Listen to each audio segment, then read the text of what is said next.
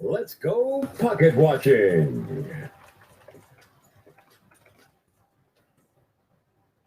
Hey, Pocket Watchers, welcome to Real Accounting Acts Live.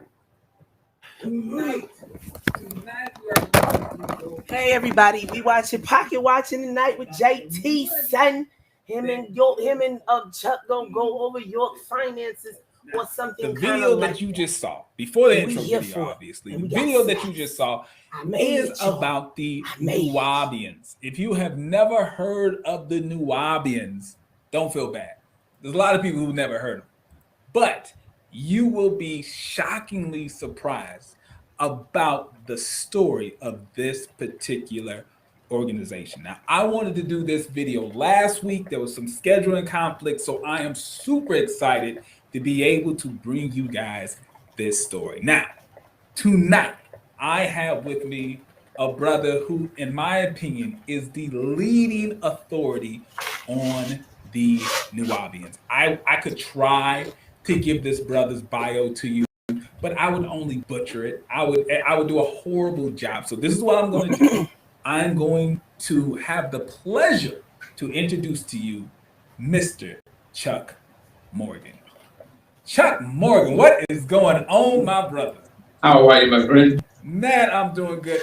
Real quick disclosure to the pocket watchers out there. I gotta let you know, I've been listening to this brother online for hours and hours and hours of his content. So if you see me fan out a little bit, hey, just it is what it is. Because I love the way this brother is able to tell the story of this extremely complex organization that has been a part of the Black community all the way dating back to what I believe the early 60s. Is that correct?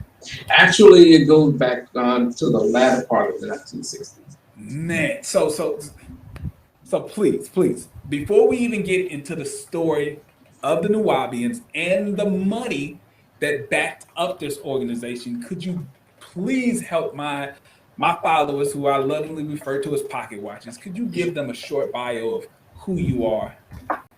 Okay. Chuck Morgan. I have a website, nuwaubianism.com, and my origins within the organization comes around 1989, and I got involved with the organization in Washington, D.C., which is where I'm from. Upon coming in contact with them, I worked at the Pyramid Bookstore, it was then known as the House of Knowledge, just right up the street from Howard University, and Islamic Visions Video. And I had little interactions with them, and my initial introduction into them was one night in Georgetown, where I had, because when I worked at the Pyramid or the House of Knowledge store, I did some type of handcrafts and things like that. And so I used to knit and make these little kufis, little head thing with tassels, and I was wearing it one evening in Georgetown, and then a young fellow from the 5% Nation came up to me and confronted me on what I was wearing. And because I didn't know anything about it at the time, I just liked it because I saw Rakim in the music video. And so I took it upon myself to wear it. And that confrontation left me kind of shocked and shook. So I needed to get some information on who this person was and what they represented. And so one day I was on Georgia Avenue in Washington, and I saw a guy dressed in white outside of a then People's Drugstore, now CVS. And he gave me a couple of books. We talked, tried to get him this audio. When I saw a picture of the leader, I kind of was turned off because he had that kind of cult look, the holding the staff, looking away from the camera, wearing whites, Right. So I was kind of turned off by that, but I did listen to it. And the way that he had this kind of charisma, it didn't fit the image. Okay. And in addition to that, it cleared up or it answered or addressed what I was looking for. And so that I'm neglecting my own chat. How y'all doing? Craig, and then chilling, eventually I started Ish 102, hanging around brothers and Baltimore Bike Life. If y'all have not already, go over to JT's channel and give him a like. Being involved with the organization at that point, pocket watching I started doing a lot of studying and being within that organization, and you really apply yourself. You kind of move up in a sense because they look at you as not just some spaced out brother that's there to, do all the spiritual things. I was you have one group of people who were the spiritual people, and then you have people who are soldiers, I guess, and then there are people I'm gonna put myself on teachers. mute so it don't double. And over time, my claim within the organization was that I studied a lot, and I was more studying the doctrine. And around about later in around 1990, that's when I first met Malachi York, then known as Imam Isa in upstate New York. And I came across him in Brooklyn, but to actually deal with him on a one-on-one was in upstate New York. So that really is my start within the organization. Nothing fancy, nothing big, just a grunt, if you will. Right. Just that I kind of took it and really blossomed more around the mid 90s because I started doing talk radio in Washington, D.C. Okay. And Joe Madison was my mentor at the then WOL station, one of Captain User stations. And being able to be this avenue to take the doctrine or the teachings to a different location was something that he really appreciated, and that's when we really started to have a close, something of a close relationship, as far as being with the leader and having access to publications that hadn't come out yet, or proofreading the publication, or getting mouth to ear information. So if I'm getting a debate or a discussion, I have more ammunition because it's coming directly from the man. Right. So, I mean, obviously, you're an insider. You were a member of the organization. You got introduced to it. Your ability to now start to broadcast the theology and propagate the message of the organizations over the airwaves. I mean, you brought it to a whole nother level that I'm assuming other followers / ministers, presenters of the organization, they really hadn't seen that type of work coming. That's what it seems like. You got recognition based off that. Yeah, and it did bring some levels of envy from other individuals, because even when I had the radio show, it was 3 of us, because York wanted me to have 2 other persons, because in Georgia he had a group of teachers, 3, known as the Triad of Atum Ray, and they being focused in the South, he wanted to establish a Triad of Atum Ray in the North. So it would be myself, Brother Jonathan, and another individual. And because one individual was a little more envious and didn't, because I have to do it this way, I have to pause, because to bring some context. When you became a part of the organization, you had to fill out an application, you had to have a physical, and then you had to move within the walls of the organization, that particular location in the city that you're in. So this being Washington, D.C., eventually I did get a physical, but the person who was running it at the time, I guess they saw the sincerity, I don't know, but he allowed me to move in without having the actual physical at the time. So because that was the format, how things were operating, because York had me doing so many other projects, I didn't have to live in the community around 1996 and 7. Okay.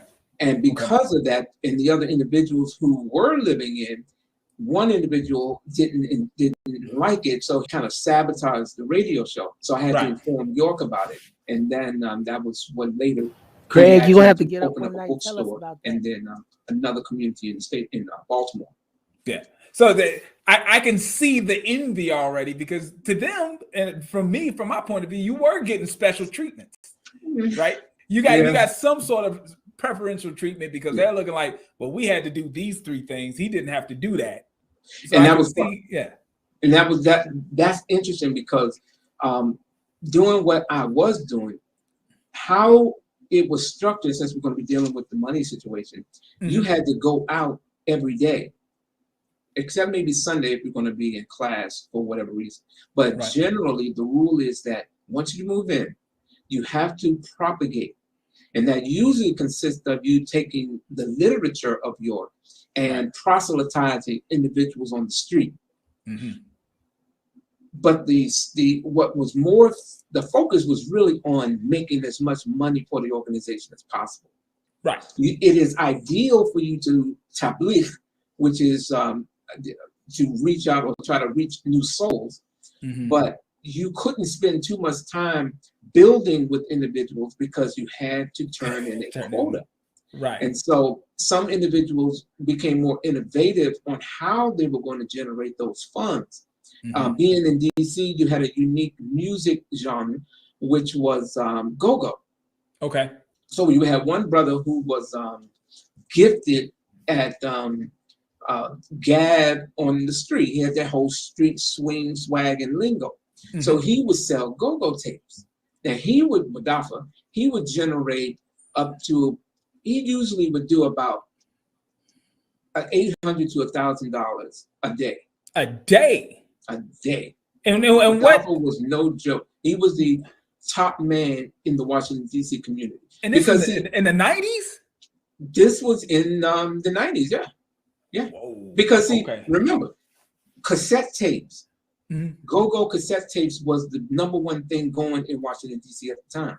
So he was able to go out with his wife, with the guard, set up downtown on F Street, and have go-go tapes blasting, right? You had, back then it was called Up Against the Wall. You had all these stores. And on Saturdays, daily, the lunch crowd, it was all about money. Everybody was buying. And he usually catered to, of course, drug dealers. Because everybody, you had Alpo at the time. He had dominated the whole crime scene in based that part of DC. And the guys who had like Lexus and BMWs, Mercedes, when you're riding down the street, you got to have the go-go playing. Okay. And the systems that they had were outstanding. So when they played it, they had to have that sharp, crisp PA tape. Okay. And so with DAPA, he was the go-to man for that. And he got paid. All right. So I don't want to dig too deep because what I want you to do, because I'm telling you, 99.9% of my audience have never even heard of the Nuwaubians. So what I would love for you to do is to introduce to us who is Dwight York or Dr. Malachi Z. York, and how was this organization started? And you can take us from that point all the way up into the modern day. And obviously, I'm going to have some questions, even though I feel like I have some level of understanding of this organization because I've been watching hours and hours of your content. I'm still going to have questions. So Pocket Watchers, I'm going to be interrupting at some point, but I'm going to do the best I can to sit back and just listen to this story. So please introduce us. Who is Dwight York, and what is the Nuwaubians? All right. So before we even get to who the Nuwaubians were or are, you have to understand, and for the audience, you have to understand that the organization under Dwight Malachi York goes all the way back to the late 1960s. So, shortly after York had been released from prison, or actually released from jail, he apparently came up with a gimmick, which was to use Islam as his means to generate revenue. And back then, based on his writings and what his words are in the book, The Ansar, Rebuttal to the Slander of the Ansar Cult in America, he established an organization called the Ansar Pure Sufi. So before there was a Nuwaubianism or Nuwaubian as a group, they were known as the Ansar Pure Sufi And by 1970, it became officially the Nubian Islamic Hebrews and Sadrullah community. And this They was were based in originally, Brooklyn. this was originally a purely, like, from an outside looking in, this was a African American Islamic organization. So Yes. during this time, I mean, obviously the popularity of the Nation of Islam, and so the concept, Muhammad Ali, Malcolm X, the whole concept of a African American Islamic movement isn't something that was just unknown or unheard of. It was something that was really in popular culture at the time. Exactly. Okay. Only he took it in a different direction. Gotcha. And his thing was, or his gimmick was that his bloodline goes all the way back to the Prophet Muhammad of Arabia. Okay. So he later started to bait Nation of Islam followers as things started progressing around the late 80s. Okay. So initially in Coney Island, and then he eventually moved to Brooklyn, New York. On 717 Brooklyn, New York, that was the location of the Ansarullah community, the store, which is still there now. And his thing was writing books or addressing issues in book form that had not been necessarily addressed, or at least coming from a Black perspective. They began with little leaflets that he would write and pass out on trains, etc. And he would build a following, and his ability to talk, articulate his views, the way he talked, that he was able to develop a strong following, and he developed a number of loyal members who stood by him. And as they started to do certain things in terms of making money, the more money that became brought in, that helped the organization build and then expand and then buy up new property and buildings and stretch out into different cities, and then even overseas into the Caribbean and London, various other places. Right. So now during this time, I would imagine, were there a lot of conflicts with the Nation of Islam? Because you would have the Nation of Islam, which is a more well-known group, and they have a very strong base in the on the East Coast. And obviously, I mean, if you just look at it, you know, through my lens point, I'm always looking at it like a business. All right, where we have competition that's going after the same group of people, right? So you're in the same market, and you have competition. You got McDonald's and you got Burger King, and you're going after the same customers. Obviously, there has to be some sort of conflict or issues, because there's only so many people who are trying to buy in to what you're selling. I would imagine there had to be some run-ins with the Nation of Islam. Over time, there was. But York's thing was to stay within his own lane and then start charting new territories that hadn't been pursued before. Because by us at the time wearing white, you see, and having that appearance of those in Arabia, and then trying to follow it as closest to the Sunnah, or the way that the Muslims in the Sudan presented themselves, that was his area. Now, over time, he did start to put out publications where he then began to challenge other doctrines, arguing with people, teaching this, well, they're good, but they're not right, and here's why. And that was designed to bring in or to bait other followers from the Moorish Science Temple followers, the 5%ers, of course, the Nation of Islam, the Hebrew Israelites, because the name Nubian Islamic Hebrew, the term Hebrew itself, that brought in a curiosity. And then people would come to the Hart Street, they would go to the classes that York would have. And these classes were live, and he would stand at a podium and he would answer questions. He would lecture or answer questions. And because he was using the Bible and the Quran as the teaching tool, the things that he was able to present to the audience by way of these scriptures put him into an area that hadn't really been pursued before by other leaders in terms of using those writings to say that you are living in this prophecy and here I am in this book.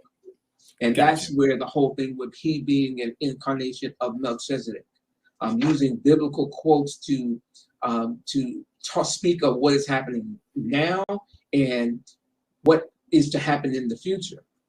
So he has become not only the angel Michael, but also Melchizedek, and as time went on, he began to be everybody. Everybody. All right, so here we go. This is me interjecting some pocket watching. Now, I know, and hopefully most people realize, in America, the bar that they set for being an official religion is extremely low. Anybody can trip and fall over the bar that the IRS sets to say, are you a legit religion or are you not? They're really not in the business of doing that. When you're an organization full of lawyers and accountants, they don't say if your religion is legit or not. All you have to do is basically say you're some sort of religious group, and you get that that status with the IRS. So you have this organization, a religious-based organization, and obviously all organizations require some sort of charity, you know, be it tithing, 10% of your income or whatever. But obviously this man was able to build an empire, really, of, millions of dollars. And it's kind of hard to kind of figure out how was he able to do this on the backs of believers in a community that was mainly low income. Unless I'm missing something, there were some if you are watching from the treehouse, from my research, but the vast majority of the members of this organization were that's up to you. Low income. How are you able to secure the property, the different buildings and stuff like that off the backs of people who were mainly low income? Well, in addition, over time, these men who were residing in the community, again, they had to go out and they had to bring home the money. Some would take, we used to call it the beggar's bowl, where you would go on the subway and you would literally beg people that we're trying to build a school for the children. Okay. The Ansar children, and your donation would be appreciated, etc. York also started to put himself into the music industry, and he became. That's interesting. Yeah, he became very well, I wouldn't say very, but he did get something of a following. And because he aligned himself with very prominent individuals in the music industry, Kenny Gamble, Leon Huff, James Ingram was a staunch, powerful member within the Nuwaubians at the time. You see him in various photos where he's with Jackie Wilson's sister. You had, of course, as time progressed, the Nubian nation under York and the Ansars, when he had aligned himself with the Zulu nation. And he put out a few songs. Himself? Because he had a recording studio. Okay. It's called York Records. Okay. All right. So obviously this wasn't an organization that saw, because a lot of cults take a look at popular culture and they rail against it. And they say, you don't need to listen to the modern music and whatnot. His spin on it was he's using popular culture as a tie-in to his organization. On one hand, because that's where the inconsistency of it comes in. Because on one hand, he's writing books about music and the detrimental effects of it, yet he's using it. He speaks about earphones and the dangers of them, yet he's wearing them. And he's talking about various forms of music, yet he's doing it. Like using artificial music, what he would say, artificial instruments, synthesizers, keyboards, drum machines. But his music is loaded with it. You see, so when he's speaking against something in the Imam Isa thing, he's actually doing that which he is writing against, and he was able to convince the followers that, well, Dr. York is not like Imam Isa, because Imam Isa is a religious figure, but Dr. York, he takes off the white, he takes off the garb and goes into the clubs. And then going into the club, he's able to reach people the same way Jesus, he didn't hang around just all the believers. He had to go in, you see. That was his, that's how he was able to at least justify in the minds of the believers that he can have this dual personality where one, as Imam Isa, it's a holier than thou. He's the blueprint of what a perfect person should strive to be like. And then while he's York in York Studios, he's in the clubs, he's doing all the things in secular life. Look at that, we got a tool. Imam Isa was frowned upon. It's okay because he's using it as a fishing tool. He's using it to go after and get the people. Exactly. And in addition to that, he released a series of booklets because he was not only as Dr. York, the singer, but he also was a part of a group called Passion. It was, see, the music was centered around love ballads. He was a crooner, you know, like the whole Marvin Gaye type thing. Okay. It's on me, you're not to blame, all these, and then he had some. He went all in. He was he was all in on a music career, and it wasn't like a gospel singer would. He was all in pop culture music. And he also produced gospel music, because York Records, not only the York record, he did his own thing there, but he also produced other individuals. People would come in to record in the York studios in Hart Street in Brooklyn, New York. And in that notoriety, people like he just started doing music videos. And in one music video, you'll see members of the Delphonics there. There's a scene where York, because the song is "It's on Me," and York is crying. He's at the cemetery, and then he's consoled by members of the Delphonics as they, you know. Listen, he was able to use people to his advantage to give or leave the impression of his legitimacy.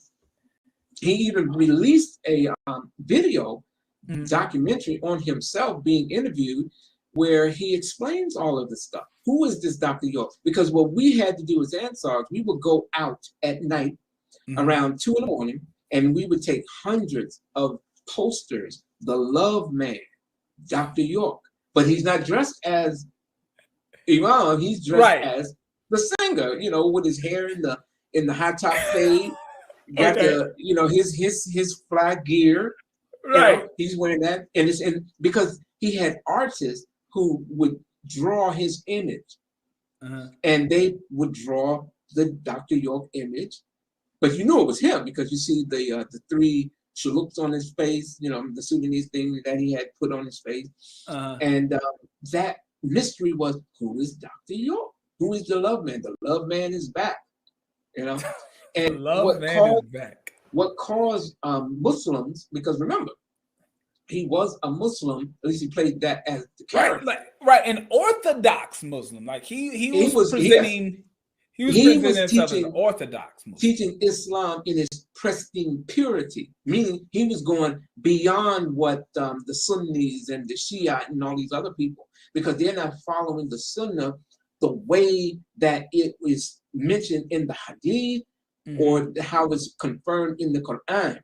So he would take it that far, and that makes him the elite. And also because he is supposed to be from the bloodline of the Mahdi Muhammad Ahmed of 1845 in Sudan. And to be able to support that belief is he was able to, because of his support for the Sudanese family in in that region, Right. the prime minister of Sudan, who wasn't the prime minister at the time, Right. would come down and actually visit York in Brooklyn, New York. All right. Now, when you say support, Yeah. what type of support? I mean, obviously, because to me, when you say support, I hear dollar signs. Like, I mean, like, how is he being even noticed by someone who was the former prime minister of a country? Because he, in his publications, and they becoming distributed nationwide, word got out about a man in America who is saying that the Ansar, he is the leader of the Ansars in the West. Okay. And he's trying to build a bridge to the Ansars in the East. Okay. And that is what brought the connection about. And even put books out in the 70s documenting that. So the 3 times that he visited the York community, they took lots of photos. Lots and lots of photos. Right. And to the point where Sayyid Sadiq actually invited York to come to the palace in Sudan. Really? Yes. This is documented. Did he go? Absolutely. And in doing so, he took lots of pictures. And those pictures was to establish him as being, yes, of the Mahdi family of Sudan. Therefore, it adds credence to his teachings that he is related to Muhammad by way of the Mahdi family. Even though Sayyid Sadiq never co-signed it. He never said that. And that was something that a writer, a Sunni Muslim, wrote a book called The Ansar Cult in America. Right. Okay. Which absolutely outraged York. Okay. And so this is the event that kind of caused a shift, right? So now you have someone else in America who is claiming, you know, who has a more orthodox look at Islam and has a following. And he basically, you know, writes a book exposing what he believes is a deviation.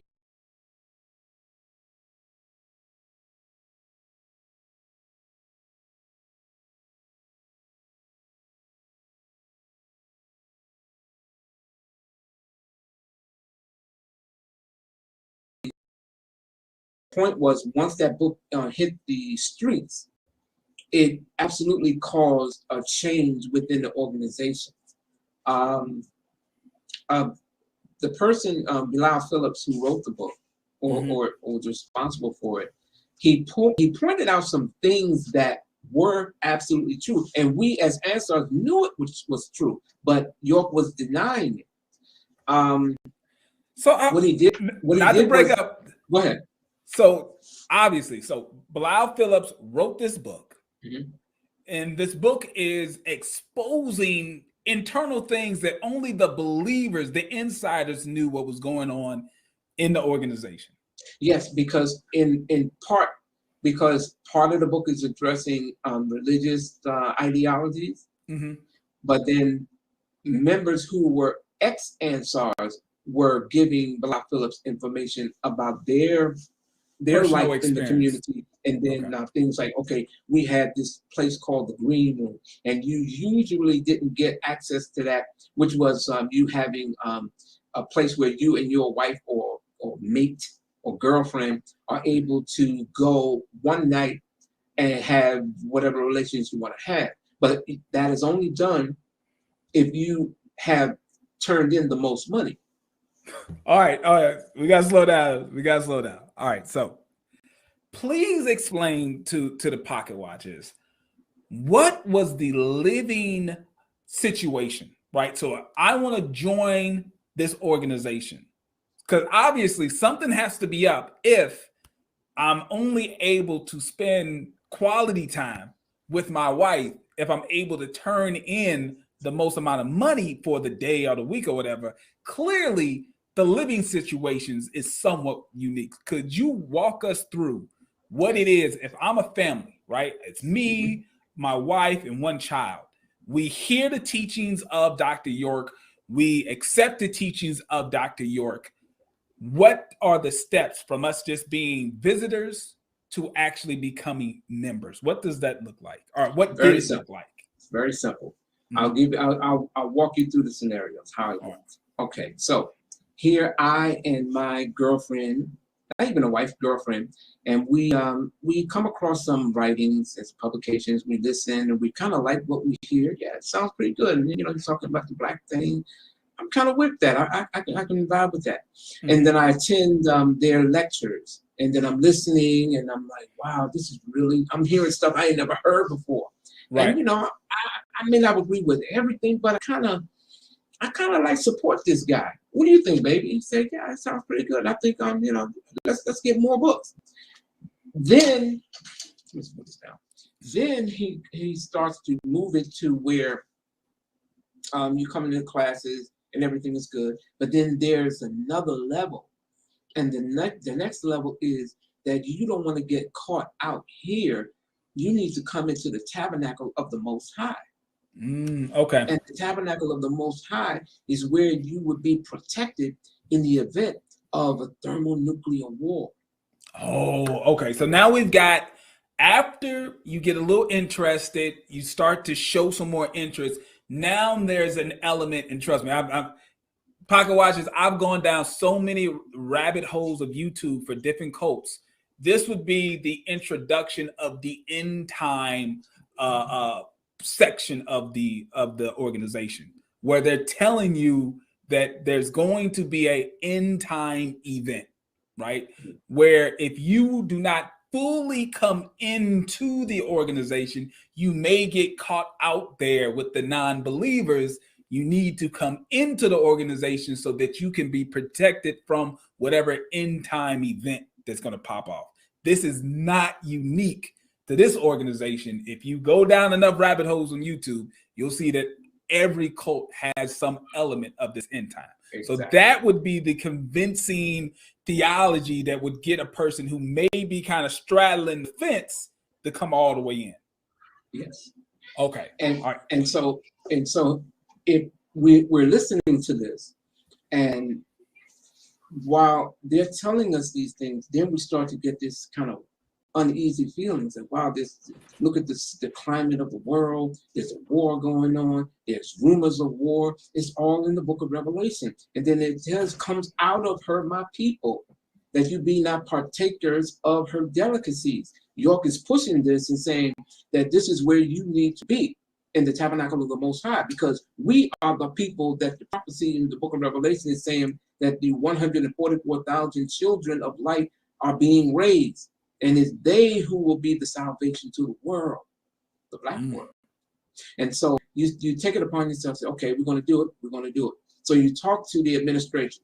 Right. What do we have to do? How do we move in? Because I want to move in. I want to be a part of this thing. Right. And so they inform you that, okay, there's a physical, there's an application that you have to fill out. And the application is a list of a number of questions. And that goes from what diseases did you have? Have you ever had venereal diseases? What crimes were you ever convicted of? How much sex do you have a day or week or month? You know, really intimate details that they're asking you about. And then once you fill it out, you submit it, and it's supposed to go to get approval from the administration at that time in Brooklyn, and then eventually upstate, and then down in Georgia. All right, real quick, couple questions now. Mm-hmm. Within the questionnaire that I would get, obviously you talked about the personal stuff, mm-hmm. and then there was the physical. Was there any questions about financial stuff? Did yes. they have to give a financial disclosure? What assets did you own? What type of job yes. did you have? Absolutely. How much money did you make? Okay. Yes, that was also in the questionnaire. How much money you make a year? How much money you make a month? Are you willing to give that money over to the organization? When you say give that money over, are you saying you willing to give your earnings as a free will offering to the organization? Yes. So not like in a traditional black church, you would say, you know, tithing 10%. So I would give 10%. No, you're saying turn over my full paycheck. No, it's not saying that was the thing. It wasn't saying this is what you should do or will do. It's asking, would you be willing to? Are you willing to? You have the decision. Would you do that? But clearly, I'm at the very early stages of wanting to be a part of this community. Mm-hmm. I believe, because I've been taught that this is the end times, and if I don't get on the ark, I'm gonna be left out there in the wilderness and I'm gonna drown. You present me with a question, would I be willing to? Yeah. You're gonna say yes if you want to be a part of this organization. I can't foresee someone saying, no, I'm not gonna give my money, because they already have in their mind, they know this is not gonna go the way I want it to go if I say no. Well, I didn't turn it. I didn't. I mean, I said, yeah, I'm willing to, but I didn't. You know, right, because it was just a question. It's up to you. But you being one who wants to support the organization, and by the time you get that, you've already been indoctrinated to believe it's about the mission. The mission, because the Nubian Islamic Hebrew mission is that we are preparing a place for you and your family by way of the children. Because it was all about the children initially. All about the children.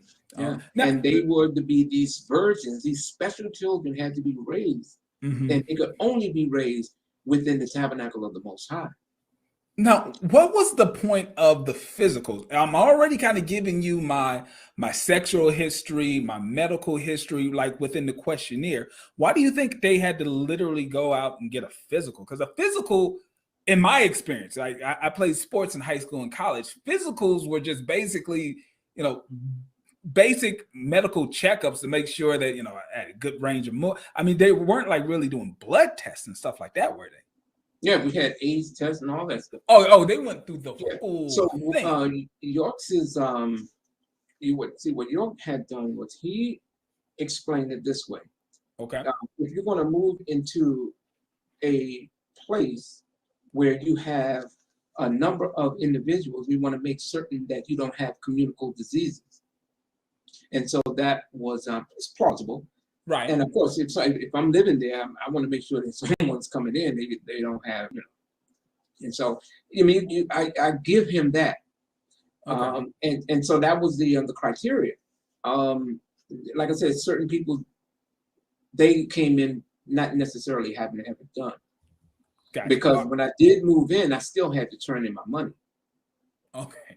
All right. So bringing it back to the original spot. Now, me and my girlfriend, maybe a child, we hear the end times part. We come in, we fill out the questionnaire, extremely personal questionnaire that's going to give people who I do not know, but it's going to give them a lot of loaded information about personal things in my life. This kind of reminds me of a situation with the Church of Scientology, where you have members that come in, they do auditing, they basically just disclose some of the most personal things about yourself, and sometimes those things are kind of held over the head of these members. When they try to leave, they're afraid that their deepest, darkest secrets will be exposed. Let me pause there, because go ahead. I want to go back and complete the question. Right. Question. What did it look like to come in? You touched on something that's relative, because of the individuals who assisted Bilal Phillips on his book. York released a book called The Ansar Cult in America: Rebuttal to the Slanderers. Okay. And in that book, he not only addressed various issues, much of it he didn't touch that was actually in the book, but in the latter part of the book, he has each person that did speak to Bilal Phillips, their application, what they wrote, was in the book. Their personal information was put in the book, and saying, you can't look at this woman, she had 4 abortions. She had gonorrhea. She was, she went to jail for bank fraud, blah, blah, blah, blah. These types of things were saying, these are the people that Bilal Phillips goes to, a Muslim goes to, these corrupt individuals. Right. Okay. So that's exactly what multiple cults. I mean, the Church of Scientology is just probably the one that's biggest in pop culture that I can point to. But that's exactly a tactic that they're accused of doing. When someone leaves the church, then all of a sudden the things that they disclose to the church now becomes a tool against them. So, we just joined. Yeah. Why do I need a green room? What's going on now? Well, we're going to get to the green. We're going to get to that in 1 minute. So let me just. So once you move in, here's the layout. Okay. You have what is called the brothers' bait. Mm-hmm. The brothers' bait or the brothers' house is where the men stay. When you move in, you got to stay in a dormitory style living. Not just single men. Single or married. Yeah, as I just because I can understand the situation when you've got a group of single men, a group of single women, but I'm coming in.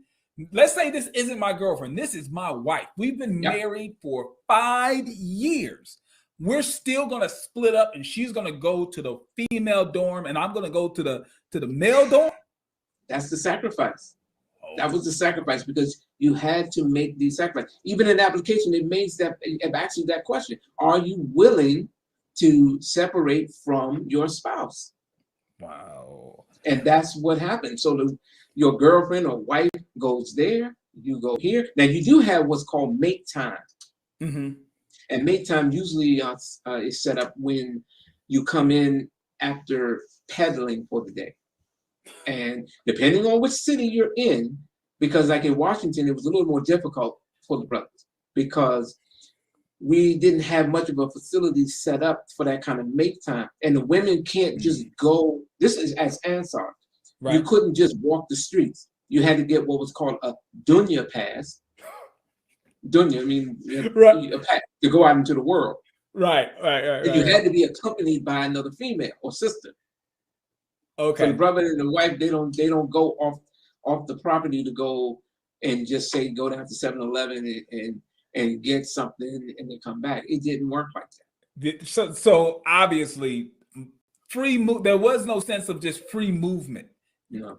The organization had a lot of control. Now, real quick, I'm getting from one of the monitors. We have almost 500 people in the chat, and the likes are extremely low. So please take this time to make sure y'all hit the like button because this story, to me, I think is extremely important, and people need to hear this. When you hit that like button, it helps the algorithm. The YouTube algorithm, and then other people will see this and they will be able to get this info. I'm not begging you guys for super chats, but if y'all can hit the like button, that will be a huge, huge thank you. So, all right, back to the story, Chuck. This is so, all right, so we're split up. What happens to my child? So this is a situation, me, my wife, we've been married for 5 years, and we have, let's say, a 12-year-old daughter. Where does she go? She goes to the little girl's house. You see, the girls or the boys and the girls were also in separate locations within the property. And depending on the age group, that's the group that they would be in. If they were young teens, they would be in that group. Usually, if you have an infant, that she or it usually stays with the mother. Right, okay. But say you have a certain age child, they have to go into that area. Because you have someone who's assigned to watch over them. Wow. Okay. Because remember, you're making a sacrifice for the 144,000. Okay. The children, that keeps being put kind of like the carrot on the stick for that donkey. Yes. Right. Anytime someone feels a little nervous about, man, this is weird. I'm not able to be with my wife whenever I want. I got to get permission to do this and do that. My child is in a totally different quarters from me. This is, whenever that little bit of doubt sets in, the carrot of this is for the children, this is for salvation, this is for a future that you couldn't even imagine or dream of, that carrot is put out there to allow you enough strength to say, let me stick it out one more day, one more week, keep it moving. And that's the way that it was, and the brothers had to go through that kind of stress because usually in a lot of these situations, the woman always left. Really? Yeah. In a lot of cases, the women left unless they somehow got involved with the person in charge of an administration. Because remember, as Ansar Muslims at the time, you were able to have a second wife. Oh, okay. So because York had concubines and he was into polygamy, hey, at one time the Ansar men were able to have 2 wives. Well, girlfriends, because of course you're not married.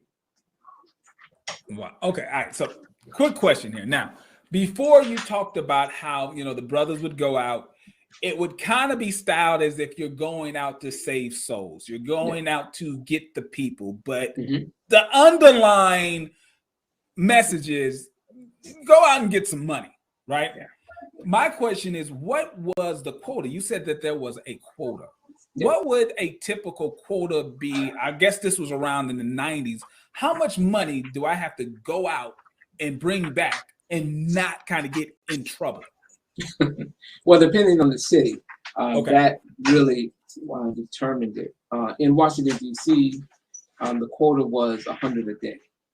In the 90s? Yeah, in the late 80s, throughout up into the mid 90s, because eventually that system stopped. But that was your quota. You had to bring in $100 a day. When you turn your money in at the end, there's a brother who writes on the wall who's the high person and who's the lowest. The person who had the lowest turn in, they had to do all day guard the next day. The 2 individuals, post 1, post 2. So you get no green room. The person who turned in the most money, which is usually Wadafa, he would turn in 150 because it as more brothers started moving in, you would have like 30 guys living in the bait. Right. Then they started turning in more money because you had a lot of hustlers turning in more money, and they started becoming a competition thing. But look here, I want to get the green room tonight. Well, right. I'm gonna so instead of turning in $100, I'm gonna turn in 150, and then I say I'm gonna turn in 155. You see, how much of this money do I keep? Well, that depends. That depends on you. Meaning, you are requested to turn in your full quote. Okay. I'm supposed to give you everything. It is ideal for you to turn in everything, but a lot of brothers, they say, okay, all right, I made 200 today. All right, I'm gonna turn in my 100, and then I'm gonna pull back because I still gotta re-up. I gotta go to the wholesaler tomorrow, so I gotta get my re-up. So I get my oils, my incense. If I'm catering to the women, I got to get me some hats. I got me some purses from the Koreans. Okay.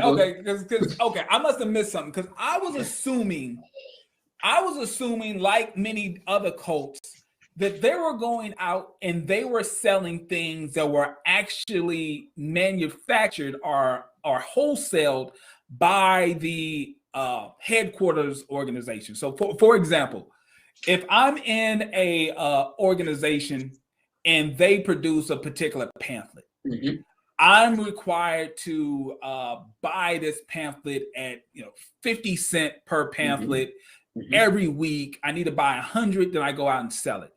But apparently, y'all weren't buying organization provided material. You actually had to go out and find materials yourself to sell. No. Okay. You did get the books. You had to buy your publications because you got to.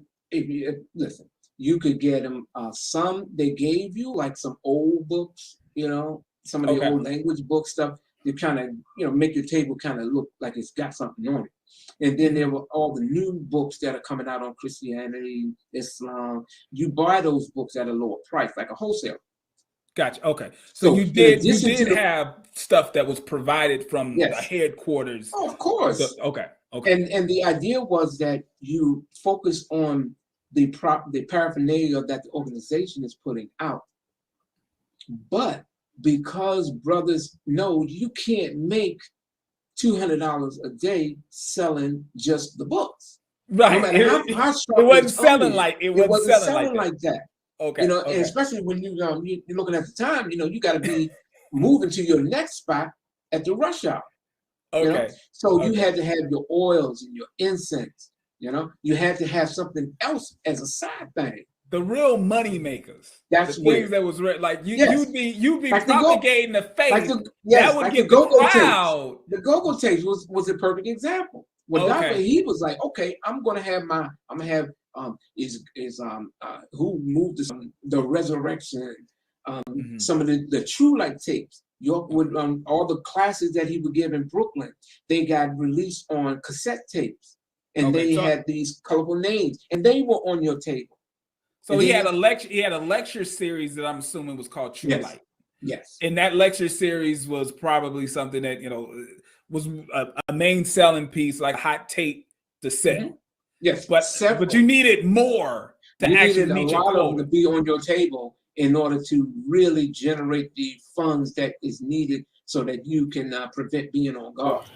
Everybody, so Treehouse need to be swinging over pocket watching with JTs and giving them a like. Brought in the most amount of money. If right? you That have was the over green 1,000 You were subs, able to have special watch. Time with your lady. If you don't watch these hold on. motherfuckers, they gonna be in all the out. The person with the highest turn-in got the green room. So if you turn in $150 or $200 and you go to the green room, the dude that turned in 180, he just don't get to go to sleep at night.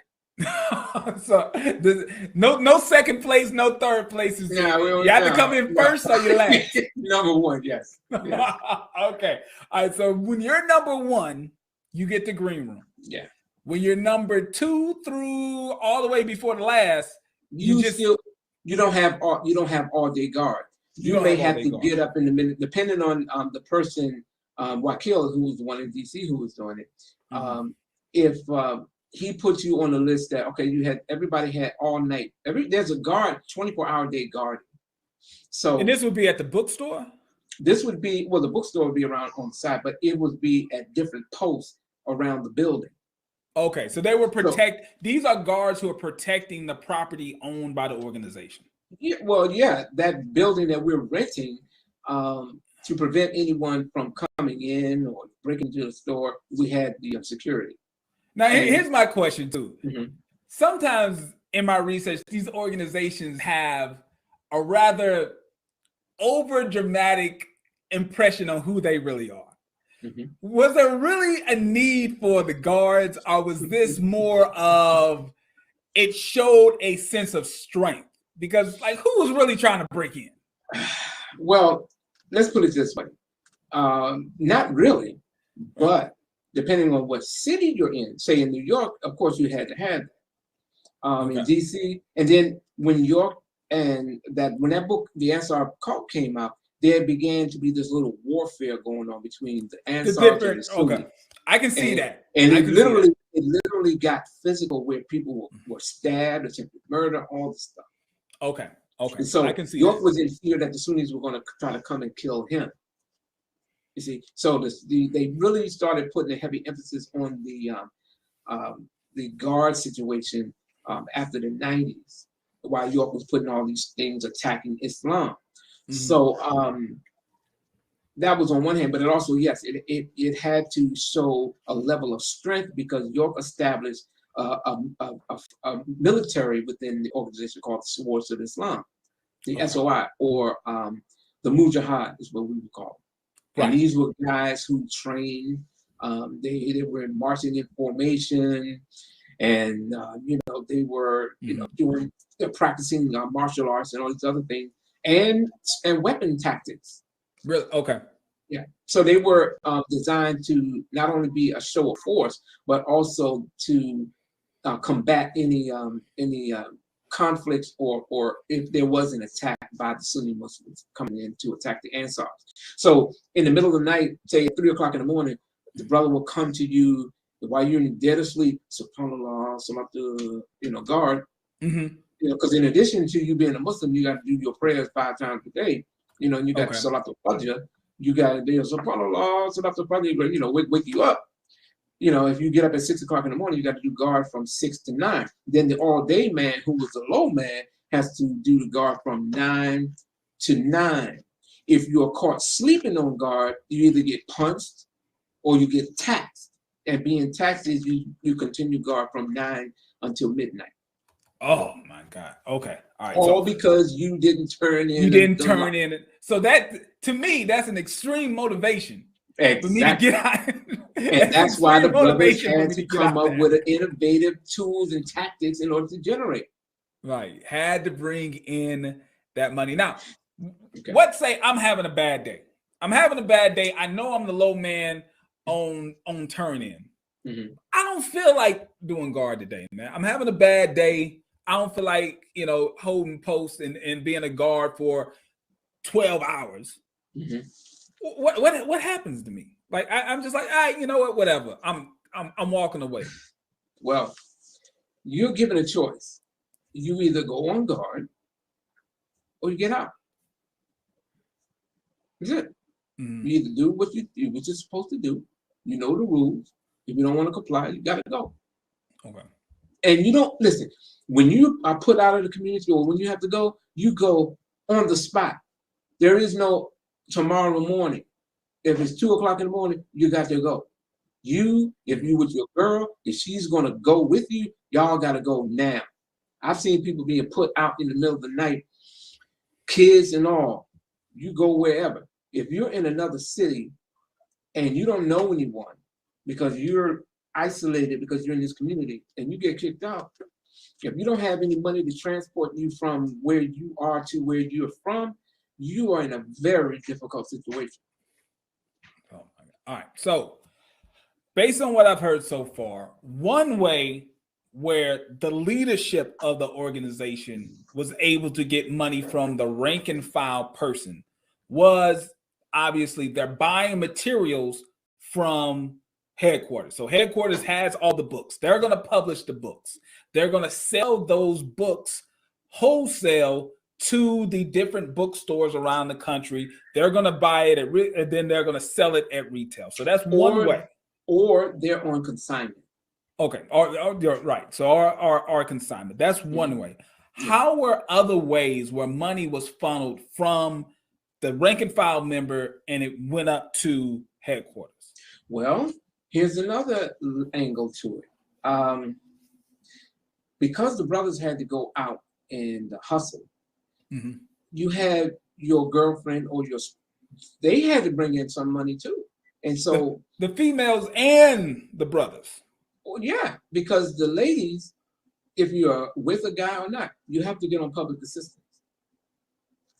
So you had to get on welfare, food stamps, the money mm-hmm. that you get on that goes to the organization, which in turn goes to Brooklyn or upstate New York, Jazz or Auburn. All right, so family joins this organization. A family that's never really been on welfare, right? But now they're in this organization and they're told that they need to apply for welfare. Yes. Now, my girl at the time was not feeling it. Right. she wasn't going. Because they kind of look, they from Oxon Hill and they kind of, look down on that kind of thing. And now she's confronted, well, you got to get on public assistance. It's for the mission. Now, when you fill out for welfare, there's certain questions that they're going to be asking for. Mm-hmm.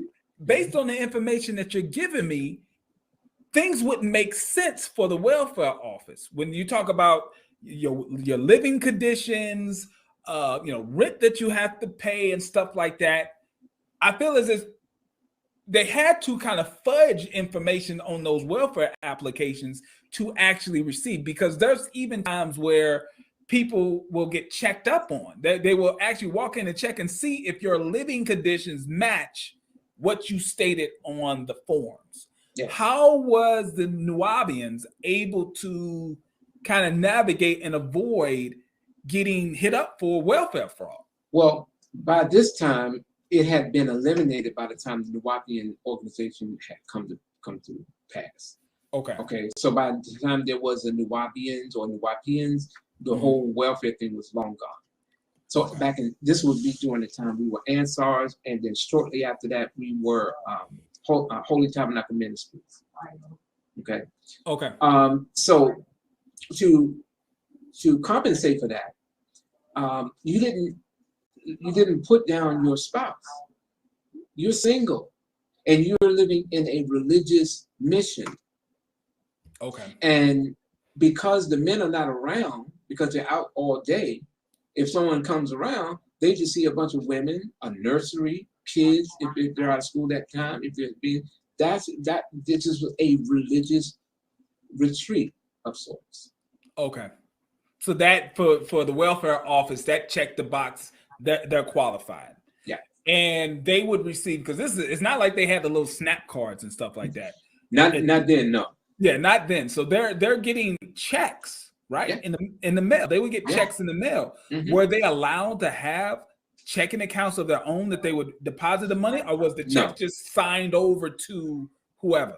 Yes. That was how they were able to get it. And when you had to cash that check, you get your dunya pass and another sister, and then the brother who's there all day drives you in the van to the bank.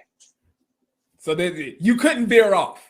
There wasn't no spending time. Maybe you go and pick this up from the store or nothing. You were personally driven from the compound to the bank. You go to the bank, get that check cashed, go right back into the car, and now that money's being turned over. Turn in the food stamps. And the food stamps. Because the food stamps, because all of it was welfare fraud, of course. Right. The food stamps, the gain on the food stamp was that because all of that goes, if you got 10 or 15 sisters and they turn it into money and they turn it into food stamps, we can buy in bulk.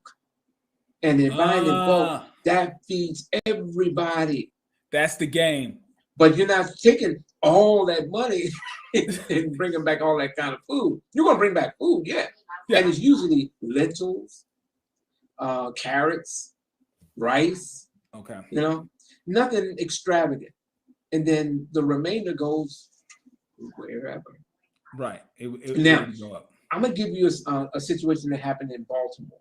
Okay. And it made the news because in Baltimore back in 1990, I say around about 1992 or 3. We have a situation called the shotgun bandits. Okay. The shotgun bandits were Ansars who during the day were out peddling with the white on, doing their thing.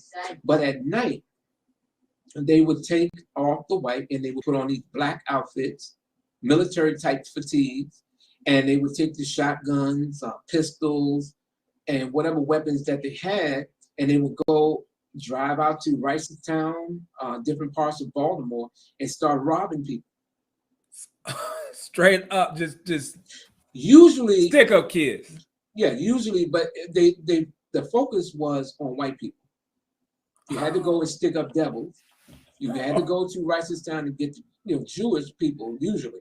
And when the brothers would come back in, like I remember when dude came in, I was sleep down because in Baltimore there was so many of us. I was sleeping down in the masjid. Well, I'm sorry, the bookstore. And so the brother came in and he said, look what we got. And he just threw a pile of gold jewelry and dollars on top of dollars. Look at his eye. These are brothers from Baltimore that moved in. Now, they may have been criminals on the outside, but there was no real stringent test on the character of people who moved in. Because you did have drug dealers, you had ex-military people who went AWOL and joined the organization and needed to hide. There were people who were hiding from child support. The people used the Ansars as a vehicle to hide. Okay. And whatever they were doing there as being criminals, they brought it there. They brought it. Now this was serious stuff. Yeah. Now here, it got so serious that all right, let me give it to you real fast. Okay. I didn't even know about it until I saw the guns. So one day, because I did the carpentry work in the Baltimore, because I was doing the calligraphy to put up the Arabic all over the community and all this stuff. So one day I just happened to look in the overhead of the door, and nobody goes up there because you have to have a ladder. So I just was looking for some tools, and I saw all kinds of guns, sawed-off shotguns, Okay. All kinds of guns up there, knives and everything. And I'm like, oh, what is that? Because I figured, oh, if something break out, we protect it. And and it wasn't until I was seeing the guys go out at night, because I didn't go out with them, because I was like doing all my carpentry work. I didn't have to go out. And I guess they wanted people that they felt that I guess had that thing to stick up people. Gotcha. Get them to stop. Strong arms. And so the brothers would talk in debate, and then that's when I found out about it, because they'd say, oh, Abdul so and so, yeah, man, they get them Jews out there, boy. And so that's how did the local leadership look at this? Was this something that was kind of done that they weren't aware of, or like how did this fit in with the document? It was unknown. It was not known. Remember, everybody, all the content creators that have a community tab need to be sharing. You need to be going over and liking. I have JT's link. One go out, one pin at the top of the chat. 15 minutes y'all later, go ahead over there and do what you need to do. Because if y'all want more stuff like this, y'all need to show appreciation. No. See, if you were in DC, they had it was a little more tightly operated. In Baltimore, there was so many of us. And then the young brother who was running, it was hard to kind of keep up with it because it was so okay. Yeah, the dude who was running it at the time, he wasn't, he was from Baltimore, and he was kind of on that thuggish kind of mentality as well. Okay, he was a part of it, and so he said, look, this is what soldiers do, and it got to the point where I was talking to my girl at the time, and I was telling her about it, because I was like, what's going on, me and her was talking. I didn't mean for her to go and tell anybody. So she told one of York's ex-wives about what was going on. And then she made a phone call upstate and told, because she had his phone number, that was his ex-girl. And she told him what was going on.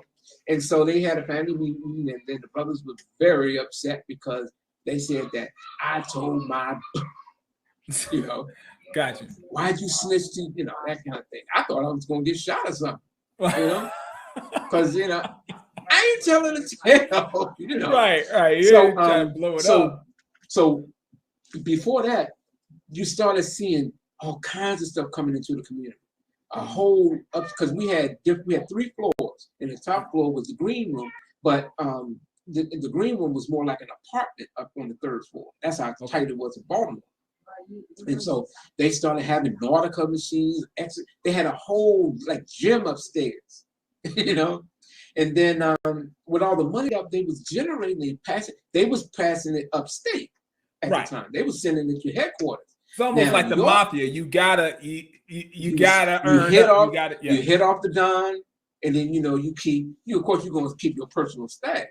Right. But you got to take care of home base first. Gotcha. So you good.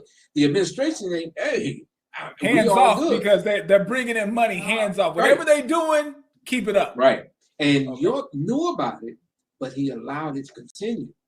So what he told was, y'all need to stop that.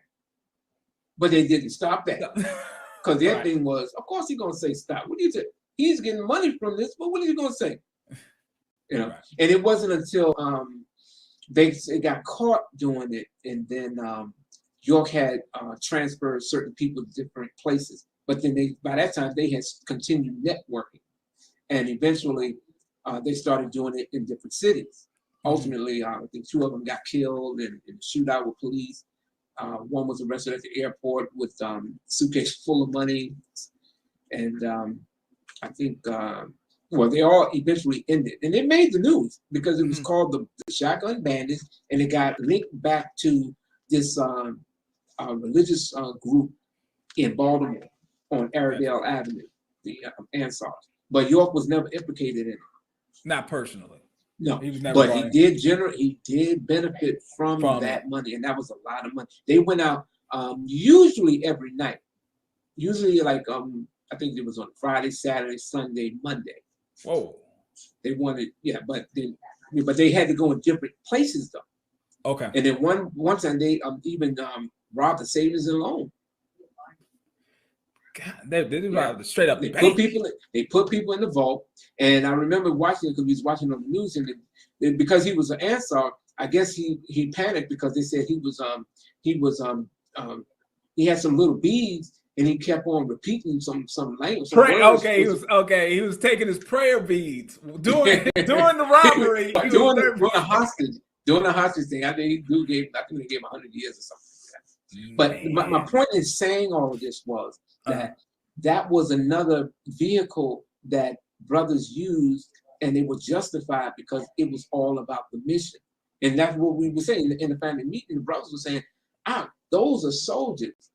You know, for them to put their lives and livelihood and freedom in jeopardy, they're doing it for the mission. And you told your bitch about that. Excuse my language. Right. So the ends justified the means. Exactly. Right? It didn't matter how they got the money. The mission was so more important. The money was the number one priority, not how they got the money. Yeah. And the mission was a fallacy.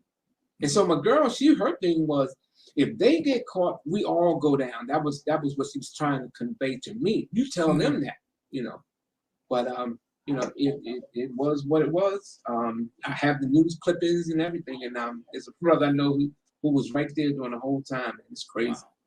Wow. All right. So in the clip that we showed when the show first opened up, the organization was in Georgia. So how do you go from a religious organization that's based in the East Coast?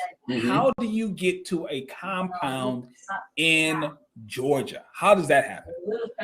Well, what had happened was York had let us know that he was setting up a teaching type of group called the Young Disciples. And these young disciples would be kids around the age of 18, and I think the youngest 16 to 18, something like that. There was an age limit, and these were going to be the new elite teachers.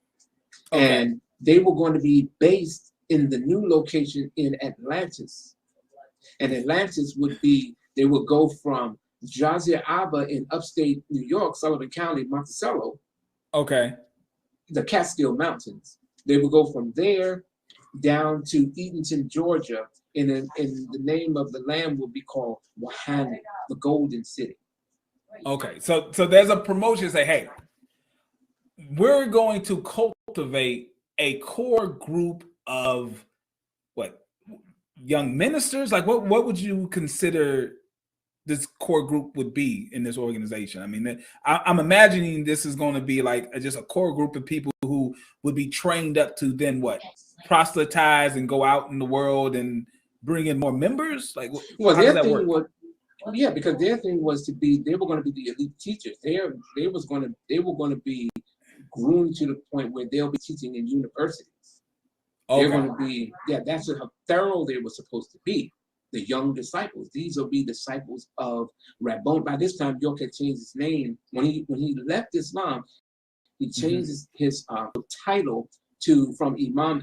It's from Asai al Imam Isa al Hadi al Mahdi to Rabboni Yeshua Bar el Hadi. All right. So you got an organization that started out as an Islamic group. An Islamic. He left it. He left the Islamic. He completely just left and dropped the whole Islamic and thing. It became and said, now we're Jews. Became the Nubian Hebrews. How do you sell that to the people who lived at least 5, maybe 10 years of their lives as in their minds, they are the most devout Muslims in the world, right? They're the most devout Muslims that they could be. How do you then, on Monday, I am the most devout Muslim in the world and I'm following the most devout Muslim leader on Monday. How on Tuesday does that Muslim leader explain to me that he is really a Jew and I'm a Jew? How does that work? Very simple. Because you follow the Lamb wherever he goes. So that was the term that was always used because he was the Lamb. Back then, he was the Lamb of Allah. All right. So All right, so let's say but I'm gonna keep. I'm putting that, and then I'm gonna follow up. How he was able to do it was very simple because he would teach that this was a school. He's taking you through a school, and Melchizedek in the Quran taught Moses in the various schools. So he's teaching you, okay, the school of Islam, the school of Christianity, because he said the first school was Christianity, and then Islam. But we were originally Hebrews before we started coming into this Islamic thing, which is not true, but that was the selling pitch. That's how he can make the transition. And I mean, obviously there had to be a minority of people that was like, what? Of course, there were people who left. Yeah, they were just like, nah, they left. So he said it's about shaking the leaves. Okay. All right. Only the strongest and the most faithful are going to stay. Those who leave, they should have been gone anyway. That's why I'm doing Hold on to the rope as one community. That was part of the mantra. It was hold on to the rope. Okay. Follow the Lamb wherever he goes. And when you follow the Lamb wherever he goes, that means from whatever state, whatever school he's teaching you at the time, don't argue with it. Follow the Lamb because he is the guy. He is El Hadi. I forget the Arabic word for that. He is I forget what it was, but anyway, he's the guy. He is the access. He is El Qut. He is the access. You have to follow the Lamb, and it takes faith, iman. You got to have that. Faith. How can you not follow me after all the truth that I put out to you? Okay. I mean, it's not coming from me. It's coming through me by the masters who guide my pen. All right. So now I'm a Jew. I believe I went from one school. I'm going to the next school. And within this school, he's talking about these new teachers, these young new teachers, and these teachers are going to be taught and trained in Georgia. Now, from outside looking in, if I'm a believer, I want to be one of those teachers. I want to be one of those students. What are the qualifications where I can enroll to be one of these elite new teachers? Because obviously, if you want to be, in this group, you want to be one of those. But you have to be a certain age. You have to be within that age group. If you're not within that age group, then you can't be a part of the Young Disciple program. Okay. Simple. That was how. And that eliminated a whole lot of people. Yeah, that would eliminate all the old heads. Exactly. Only the newest members who wouldn't be as confused, because if I'm an older member and I've been in for a while and I was a dedicated Muslim, but then now I'm kind of going into this Jewish thing and I'm a little confused. I want to stay in because this is my community and I don't want to be out of my community. I'm a little confused. But when he's calling for these elite teachers and you're giving it an age range, it's going to be people who are not going to do a whole lot of questioning. Yeah, the Young Disciples came in around 92, 92, just during the time that we were just about to move down to Georgia. Okay, it was in the early 90s that program was sold to us, and once the headquarters moved down to Edenton, Georgia, eventually, we were asked to move down into the city because we weren't doing the community living at this time.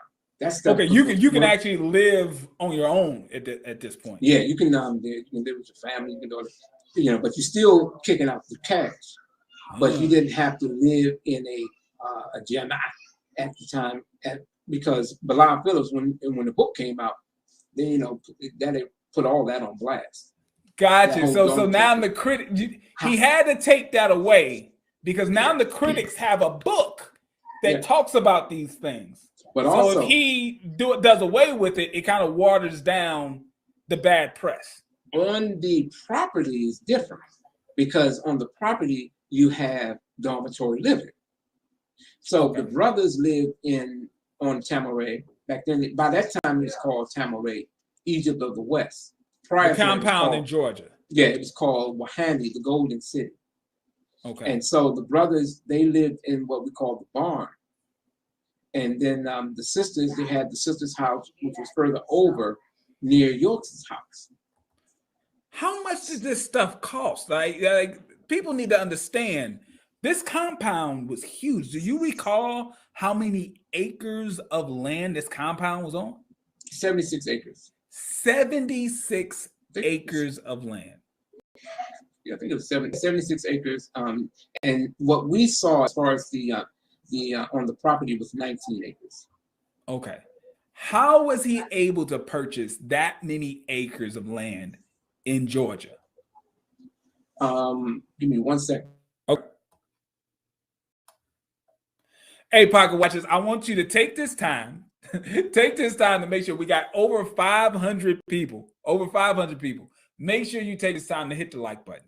Just hit the like button. It costs you absolutely nothing for you to take a pause, get out of the chat, hit that like button, and jump right back in. This is an amazing insight into a cult in the Black community from the late 60s all the way through to really today. There's still little pieces of this cult that is still around today, and looking at the money that is sucked out of the Black community to be able to fund this organization. So make sure, take the time, hit the like button. Okay, I'm sorry. No, you're good. You're good. All right, so now we're in Georgia. There's these new young disciples. There's an age range. So obviously, to me, I'm always looking at it, kind of skeptical. Having an age range on these disciples kind of cuts out a lot of the old heads that could try to make a claim of York is deviating, right? If you got someone who's been there since day one, they're going to have more authority in the organization to say York is deviating. But when you have a bunch of younger teachers, these guys are new. Anything that York says is fine with them. A lot of the old Ansars, they were already conditioned to just accept the changes. Really? Because that is what it was all about. The only thing that's consistent in the universe is change. Follow me. Stick with me. I'm not going to lead you astray. So wherever he took them, he always had a philosophy and a doctrine to elevate it and make it bigger than what it previously was. Okay. So if he goes down to Georgia and he starts talking all the stuff he took it now, he's building on the whole Sumerian stuff. He starts adopting Zechariah Sitchin's teachings and start putting it in, dipping it into chocolate and serving it to us. And so now we go ahead. Because I want to make, because people, I need to kind of keep up with this. All right, so let's just kind of get to the school. List the school of thoughts, or the different schools that we've gone through so far. We started out with Islam, right? I'm sorry. Can you hear me?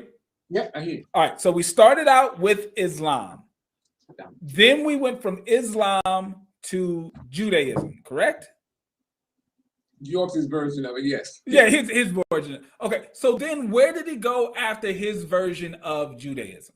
All right, real fast. But I want to go back on no, that go part ahead. Because remember, we were wearing the white stuff.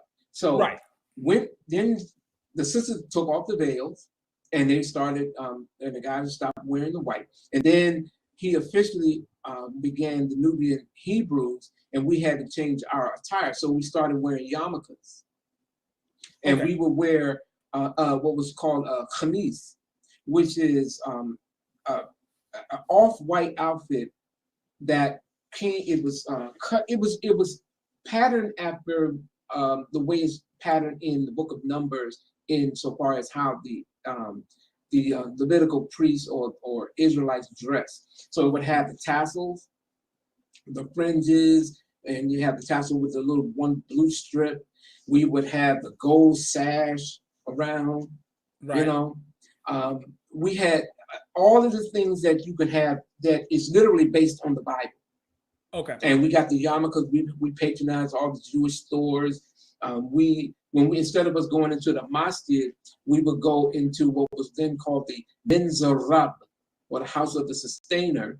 And then we would go to the Jewish stores. We had to buy a mezuzah, mezuzah, where you put it at the doorpost, and then before you go into the house of worship, you kissed it. So we started adopting Jewish-ism, but not calling it Judaism, because we were the ones who initiated before they did, is how we sold it. So as Ansars, we were the best Muslims, then we became the best Hebrews. Gotcha. Okay. And then that faded out because in the process of that, Melanin, check your email. Native Americans. Because we were part of the Yamasee Native Americans. I'm sorry, before even the Yamasees, we were the Shoshone Nubian tribes. Okay. All right. So how do you sell me on now we're Jews? How does he sell now you're Native Americans? Okay. Well, you are validated because now you have Native Americans coming up to Indian land in the Catskills. Because when we would go up to the quote 19 classes where York would come out teaching, he would always be dressed as a priest, a Jewish priest. I'm talking about the whole thing,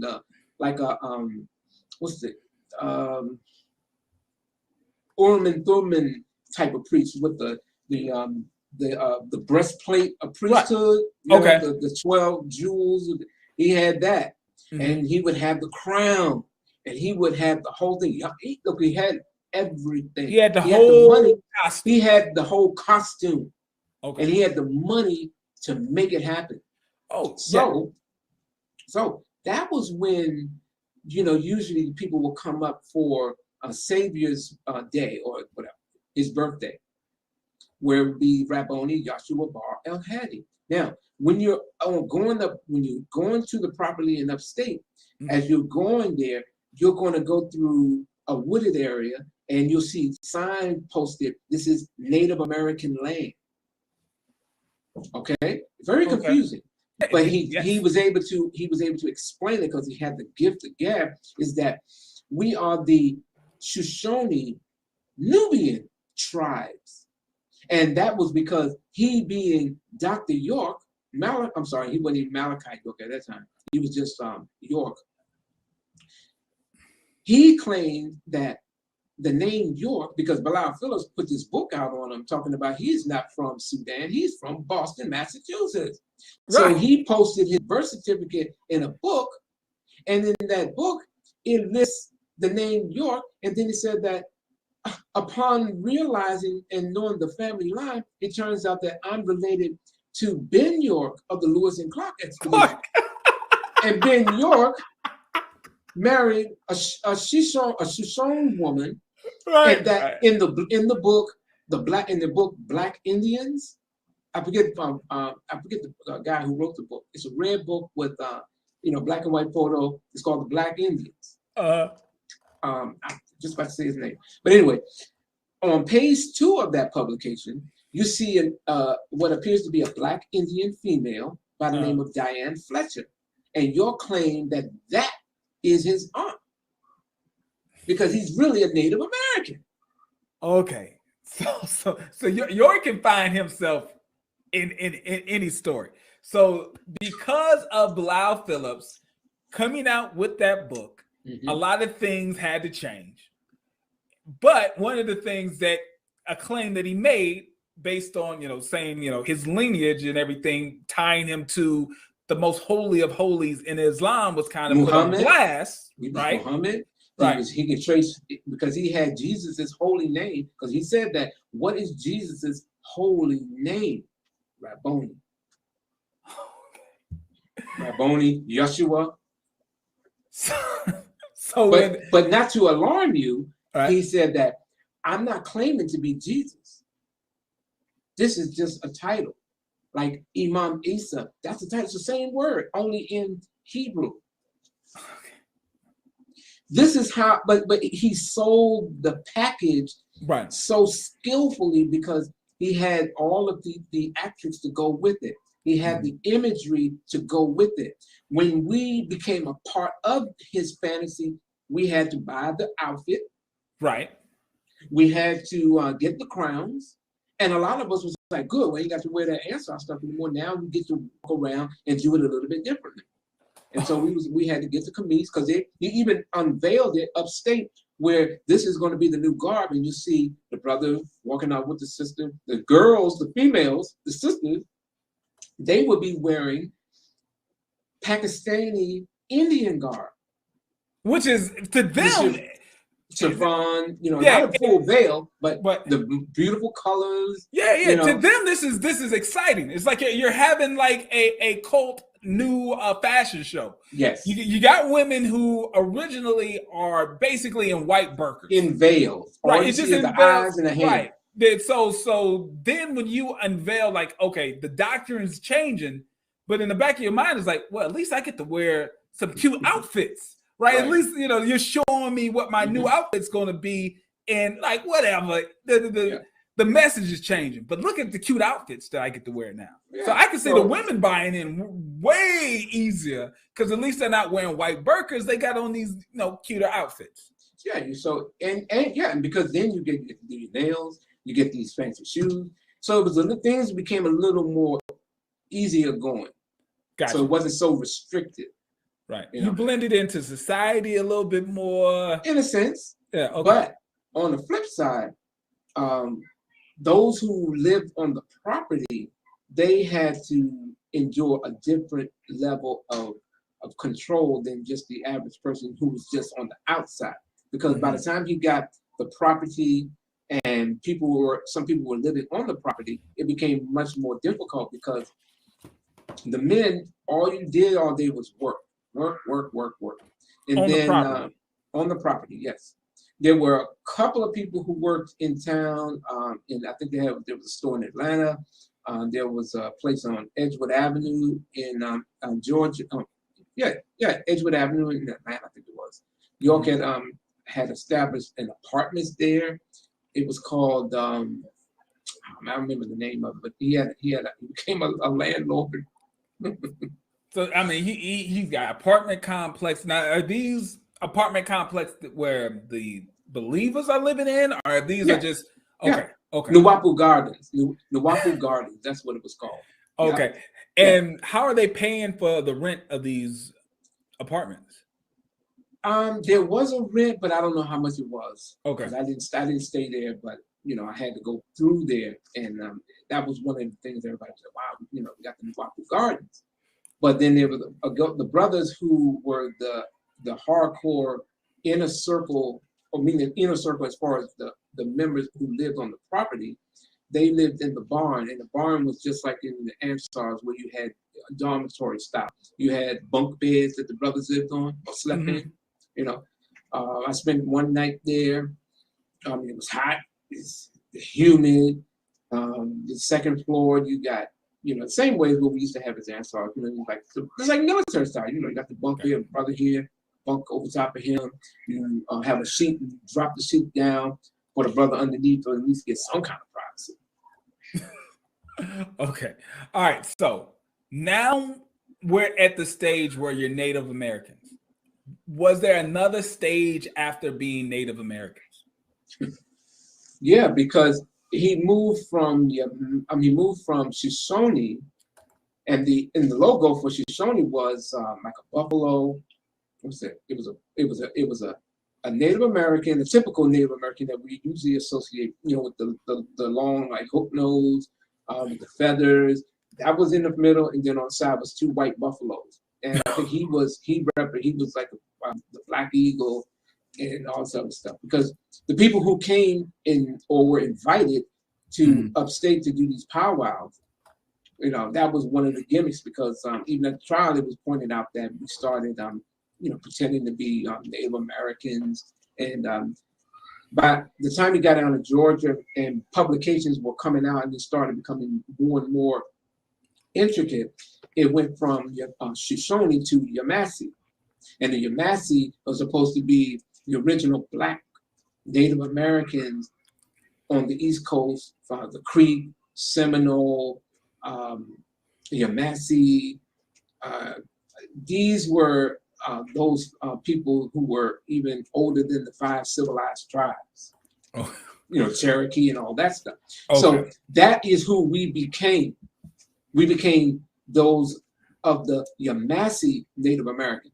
And then from there, it started to metamorphosize into us being not just, because the term Nuwapo came when he was in upstate New York, where he started talking about it, but he said Nuwapo is a name that you'll know more about later. Okay, he was dropping hints and little seeds of he would do something little to things come. like that. He would do little things like that because he kept you always wanting more. And if it's the master, he's going to give you something more. When he gives it to you, it's going to be out there, because nobody can touch it. So as we metamorphosized from out of being Native Americans, we became more associated with being Moors. And then we became the by that time, we left from upstate down to Georgia. By that time, we were the Holy Tabernacle Ministries, HTM. Okay. And that, it was still part of the whole Judaic thing, but it was also an infusion of Christianity at the same time. And so by the time, hold on, I got it, I'm on the flow now. So by the time we started metamorphosizing away from the Native American thing, and then we become Moors, we then became HTM, but then instead of it being Holy Tabernacle Ministries, it was really Heliopolis, Thebes, Memphis, because we were the original Egyptians. But again, he's got a theology behind it to back it. Audio recordings, lectures to convince you of it. And so the name became the Nuwaubian, the Nuwaubian Nation of Moors. And then he started aligning himself with the Moors under Veridati Gostin El Bey, the Empress. So the Moors, from what I know, you got the Moorish Science Temple of America, Noble Drew Ali, right? Who are these Moors with the Empress? These Moors would be, they would supersede the Moorish Science Temple, because these Moors were the original mound builders. These people who came over here under the Treaty of Sidi Muhammad and George Washington. And these people who came as Moors in America, they were not to be confused with the slaves who were here, because these Moors were special, and we are part of them. That's okay. All right. Okay. I mean, I can see why someone would want to buy into that. I mean, everybody wants to be special. I can see why someone would buy into that. So we went from Muslims to Jews to Hebrews to a twist of Hebrews and a little bit of Christianity but they were all schools. But they were all schools. You're graduating. You got to remember. You got to keep in mind. Melchizedek is taking us to another school. Okay. All right. You got to go through the hate the white man school. Right. And then you got to go through the extraterrestrial school. The extraterrestrial school. Your Moors, what came after being Moors? Was that when the aliens came in? No, the alien thing has always been there. See, remember, back as Ansar's York had claimed to be Melchizedek. He claimed to be the incarnation of a fictional character called Yanun. And Yanun is supposed to be an extraterrestrial being who resided on another plane. And later on, he unveiled to us who he really was, who was an extraterrestrial being from the 8th planet in the 19th galaxy called Ilium. So, did any of this space stuff, did it have any foundation in real like science-based stuff? Like, was there any type of, because I mean the alien thing, all right, whatever. But does this galaxy actually exist? Like, is there some sort of star map where you can point to? No. Okay. But York had his artists construct a 19th galaxy. And he released it in a poster. Yes, you had the 3 sons of Ilium, Utu, Asu Shemesh. And then Rizq, his planet, resided right down there. And it made its orbit all around. But by him linking in with the Zechariah Sitchin's teachings, he was able to incorporate that into it. Say, oh, where Rizq is here, and on the other side of the galaxy is Nibiru. Okay, see, I remember a lot of talk about Nibiru in 2012 because there was all those conspiracy videos on YouTube. I've been rocking on YouTube for a long time. Because there was a book called 12/12/2000. Okay. That was what I know what you're talking about. Okay. And it was doing that, but see, York started pushing the whole Nibiru thing in September of 1992, because that's in Zechariah Sitchin's book. Okay. That's when he started that. And then the publication started being converted into that philosophy. So York would have in the books, he would release a book called The Man from Planet Rizq. And he would talk about that. He arrived, first he said he arrived at the signing of the comet Bennett, or that he first came to Earth and inhabited the body of this young boy, York. And he would follow him throughout life. And in 1970, that's when he would manifest himself as that being Melchizedek. But he later changed the philosophy that it was Melchizedek who piloted the great craft Nibiru and came to Earth, and then he was dropped off. And Yanun was that being from the 8th galaxy, from the 8th planet, from the 19th galaxy. This is a lot. This is a. To me, I feel like it was a tactic to just be overwhelming with the storyline. You make the storyline so overwhelming. There's so many layers to it that you kind of, as a rank and file member, you kind of just say, man, I'm just going to clutch to the little piece that kind of makes sense to me and roll with it, because there's no way that I can follow all of this stuff. A lot of people felt like that. So, but keep in mind, he released book after book after book, verifying this stuff, convincing it to you, because then you can read it and then you can see, here it is, it's his opposition.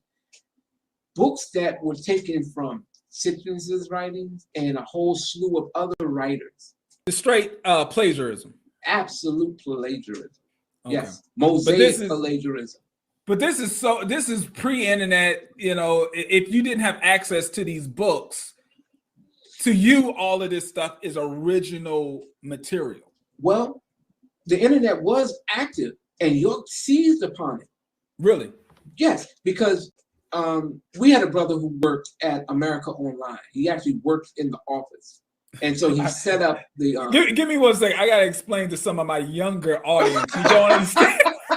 They don't understand what America Online was, okay? America Online was one of the earliest internet service companies in the country, where they would literally send you a CD-ROM disc in the mail. Most of these people didn't even have a computer in their house, but they would get a CD-ROM disc in the mail where you would put it into your computer if you had one. Then you'd also have to plug your computer not up to Wi-Fi, up to your telephone line, your land. See, we got a few younger pocket watchers who have no idea the words that are coming out of my mouth.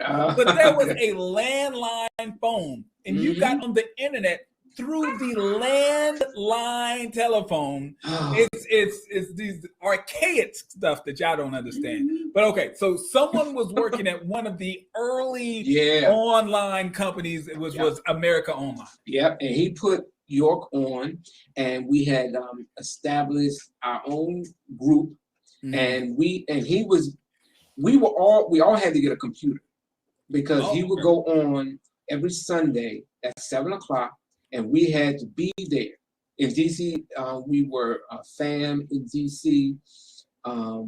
We had another brother who Jaro, that he was Forward 9. You know, you had people in Baltimore. You had everybody there. So when we did, we would get classes online.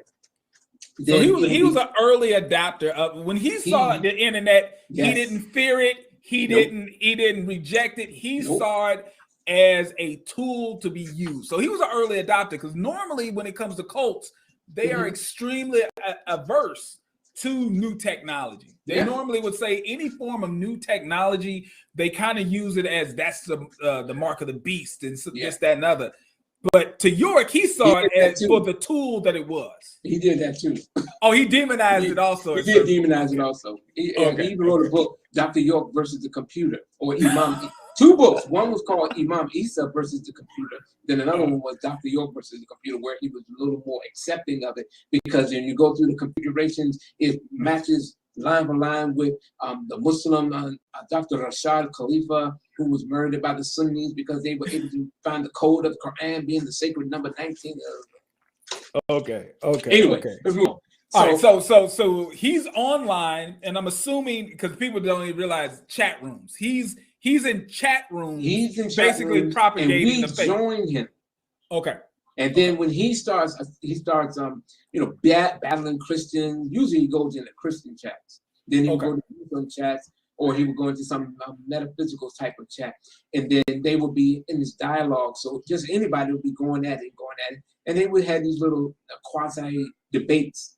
And then York, who is the master at marketing, he decides to take all the chats and then put them in books and sell them. And called Dr. York Debates Christians. Dr. York Debates Muslim. Dr. York Debates about the Holy Sabbath. And Dr. York Debates the Masons. Dr. York Debates the Jehovah's Witness. That's how he did it. Right. So he's able to I see the brother, for all his faults, I see in him his ability to capitalize on opportunities. Yeah.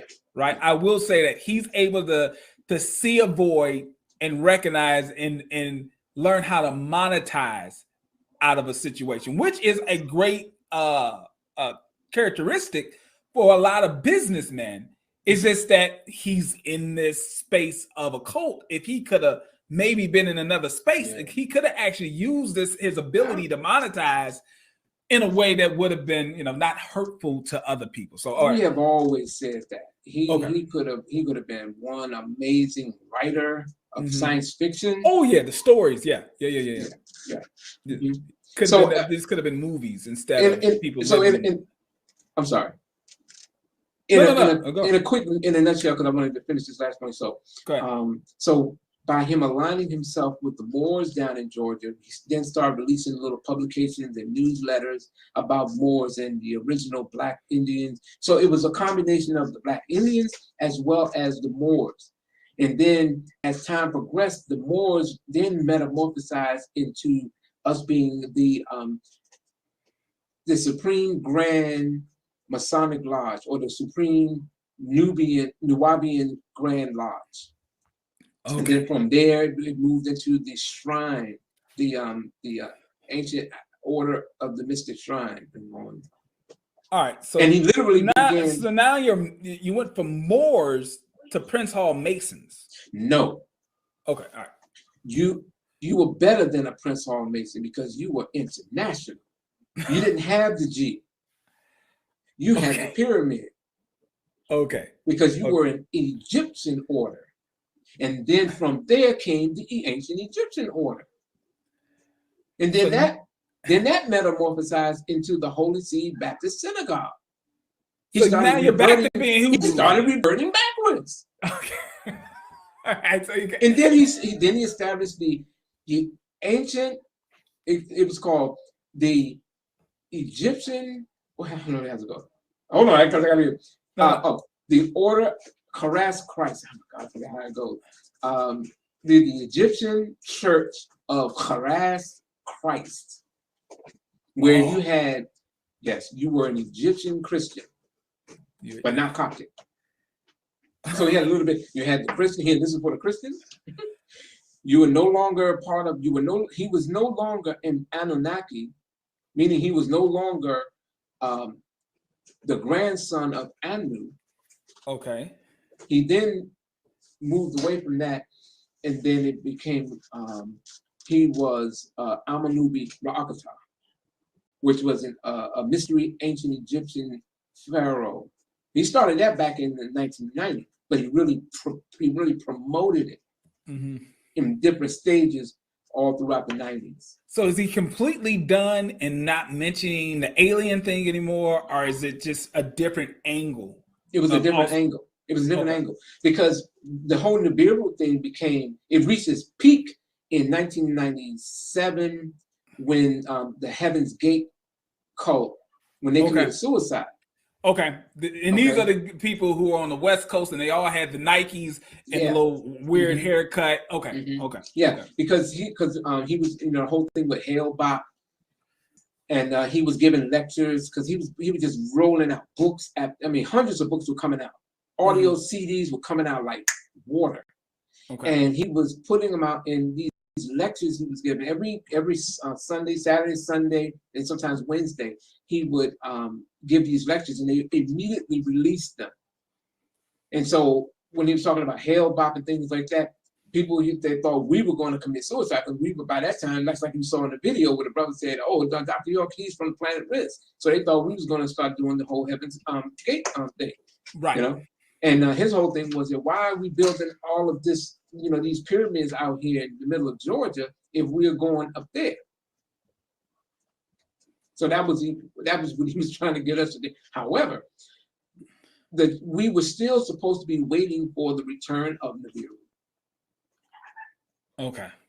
All right. So that's another carrot on the stick type of thing. It's another thing to keep people kind of tied in. It's like we're almost there to the promised land. Yeah. Almost. Not completely, but not quite. But until we get there, keep turning in. You still got. I have left a lot out, but for the sake of time and because I'm just trying to jump to various prominent stages of the development, I'm just going through it like this. Because when we was at one point, the sisters were Eastern Stars, had the full regalia.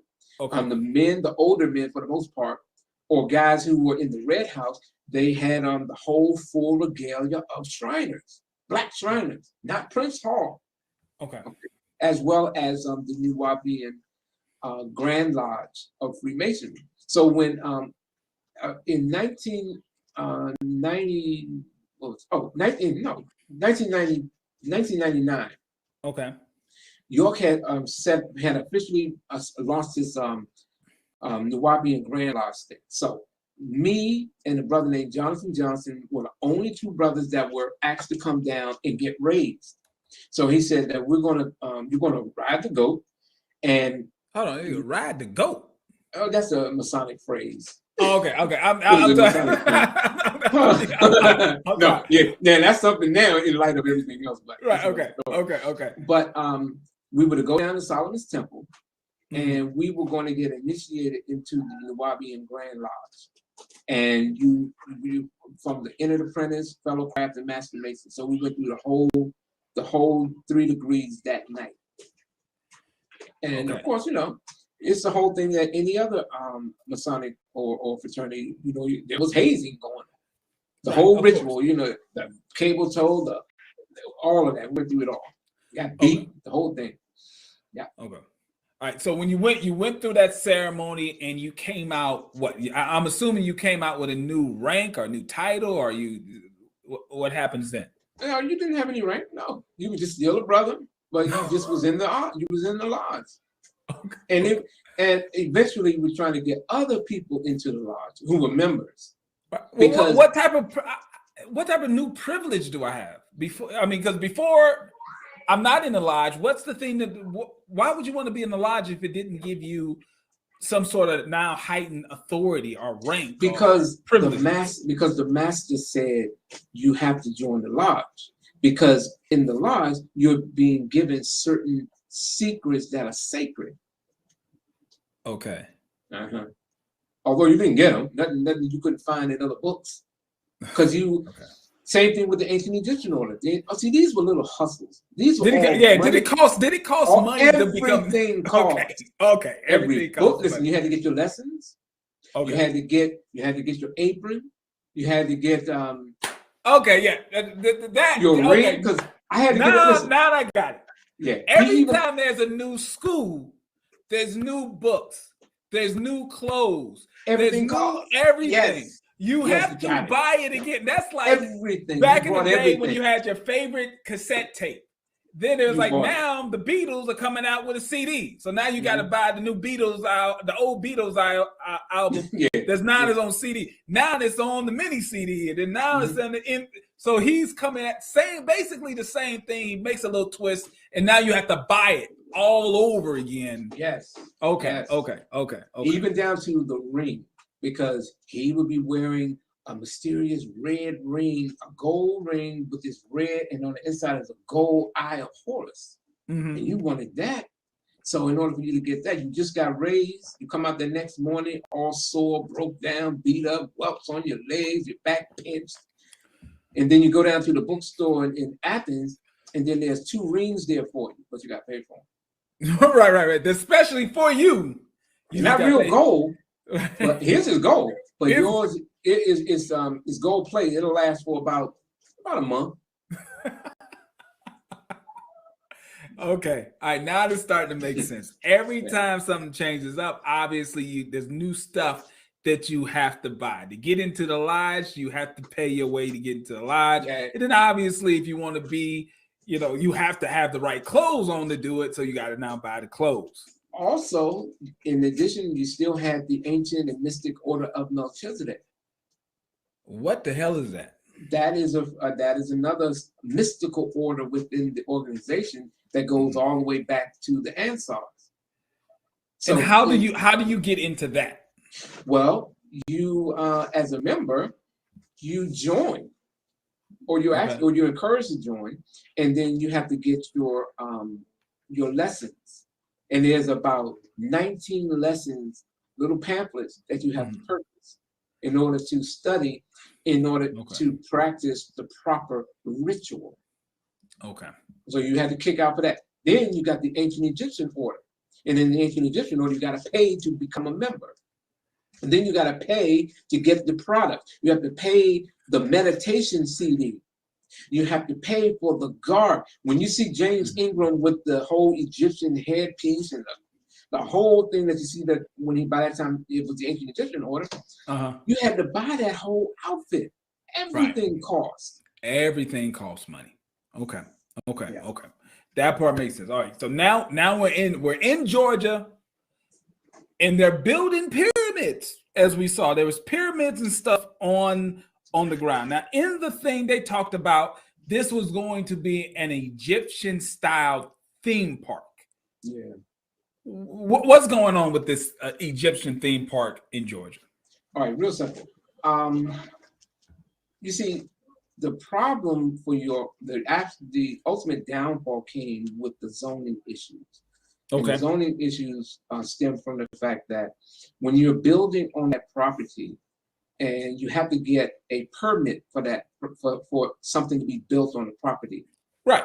Okay. So in York's case, here's where the downfall occurred, and you saw it in the video.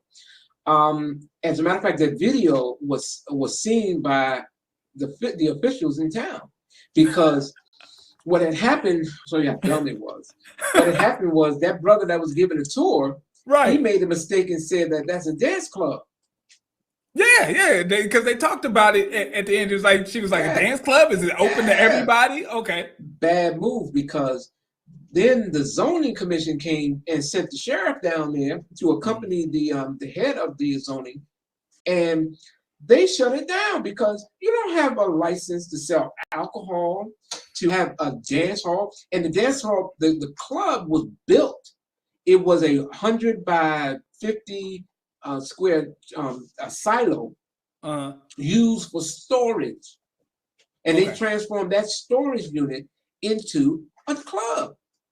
Right, and they didn't have the zoning. They didn't have the proper. It wasn't constructed in a way where that would be safe.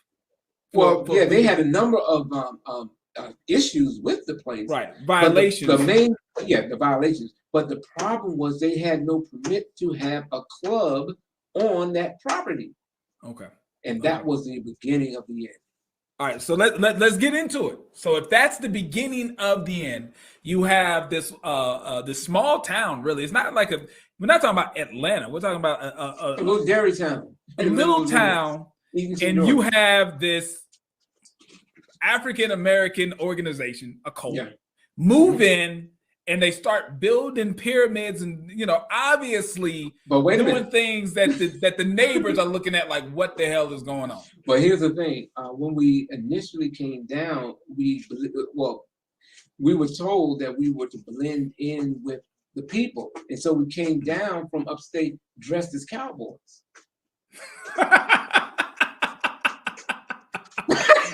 I know this is hilarious, but that's what we did. That's what we did. So were the people of the town dressed like cowboys? No. So we're going down there to blend in with the middle of country town, Georgia. Right. You're talking about farmers. But we stand out. Wear overalls. We stand out because we dress like cowboys. So you black cowboys, like the whole thing, like the 10-gallon hat, the cowboy boots, Stetson, the whole thing. Some brothers had spurs. You know what? And this is supposed to help you blend in the 1990s in a dairy farm. Yep. Now, when y'all got down there, did y'all think, oh, this is how they dress? Man. Or were you led to believe this is how people dress? No, but we already were familiar with that attire because they were doing that upstate. So they're already dressing like cowboys. York was wearing the cowboy hat and the elaborate printed shirts with like Native American printed shirts. Wally, one of his right hand man, he was wearing the whole jean, the Stetson boots. I had his boots. He gave me his boots. Brother, when he gave me his boots, and the joint had holes in them, right in the foot. But I didn't care because I had the master teacher. You had the master teacher's boots, baby. Man, I was stepping. I get on. Look, let me tell you what's so funny. Because of course, he's taller than me, and I wear size 9.5. And he was like a 10 or 11. Right. And I'm wearing these boots and they pointed, man, I get on the bus in Southeast DC, man, they would be laughing. They said, dude, y'all are some roach killers. I was getting killed, man. But they couldn't tell me nothing, bro. Yeah, because inside you had the master teacher's boots. I had my Hopalong Cassidy white hat. I had my little shirt with the little you see the little tie. It's like the little bolo tie. Like I had the bolo joint. I had my Wranglers, and I had Dr. York. And this was in like DC. This was in DC, coming out of Southeast DC. Man, but I had the boots, man. It was hilarious. Even the brothers inside was laughing at me, but I didn't care because I was like, I got the master boots. Okay. All right. So y'all down there in rural Georgia with farmers dressed like cowboys from a Clint Eastwood movie. Exactly. Yep. Good, the bad, and ugly. We was rocking it. Okay. But y'all was supposed to be blending in. Okay. Yeah, crazy. All right. So, and look here. And Dig, check this out. He was so sharp with what he wanted to do. He said, I'm going to invite Cleve Francis, a country western singer brother named Cleve Francis, to come and perform on the land, and I'm going to make him in the Wappy. Did he? No. Okay. Okay. Did he at least come and perform? He came. He came. But there was nothing to come to because by the time he started having like the first Savior's Day, because he had a stage. There was a stage. It was a black stage, yeah. Because when he it was the first time that when we all were going to have the Savior's Day on the property, he came out with an off-white outfit, cape, very tailored with the padded shoulders, had his hair in a perm, had his little staff walking like a pimp, and he had an entourage. Check it out. He had an entourage of young girls behind him, and he came out stepping with that one cane. you could, man, he was like, oh, because we hadn't seen him at that point by that time, because he had left from up, down to Georgia. Okay. And so when we had that savings day, he came out and he was coming up the hill, and he had like 20 girls walking with him, and all of them had the Mystic Order of Melchizedek bag, and they put the crimson fez on with the tassels. It was something we had never seen before, and all eyes are beholding him. I'm sure everybody's okay. So now the city officials are on alert.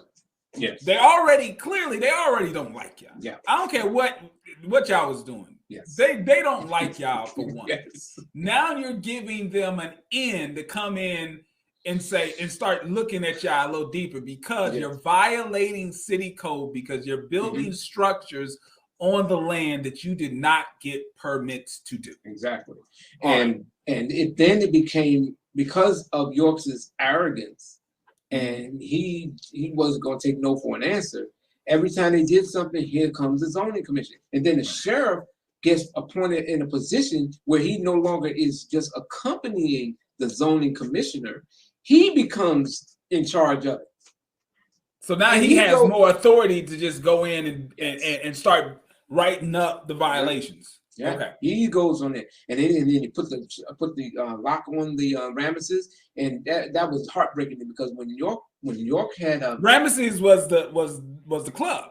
That was the club, yes. Okay. Club Ramesses. Okay. Yeah. And it was beautiful. No doubt about it. It was beautiful. It was straight up club, and on the outside it was a replica of Ramesses' temple. Okay. But it was the brothers and sisters doing what the brothers was doing it, and they did some very good paint and carving and all that stuff. Yeah, it was very elaborate. And that was the Black Pyramid that we saw. No, that would be the club off to the side. Okay. Because you had the club, and then you had Hathor Studios. He took York Records and brought it down to Georgia and named it Hathor Studios. Oh, he had a record. He still produced people there. He was still doing music. Yeah, he was still doing music. People he was producing. Infume would come by.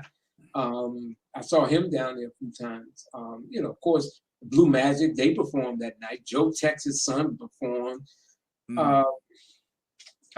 Left Eye Lopez. A lot of people came down there, and of course James Ingram. He was. I mean, come on, what a Secret Garden. He was with everybody. So James Ingram was trying to tablik Stevie Wonder. He's trying to bring other celebrities into the fold. Into it. Okay. All right. So York doesn't care. He's continuing to build structures on this compound that the city is telling him he has to get permits for. What ends up happening? What goes down? Well, ultimately, he has to go into a hearing, and there's this constant thing in the media, and then the town press starts writing articles about it, and then there's this cult, and then they start doing background checks into who is this group coming that are here, and then they trace it back to Brooklyn. Okay.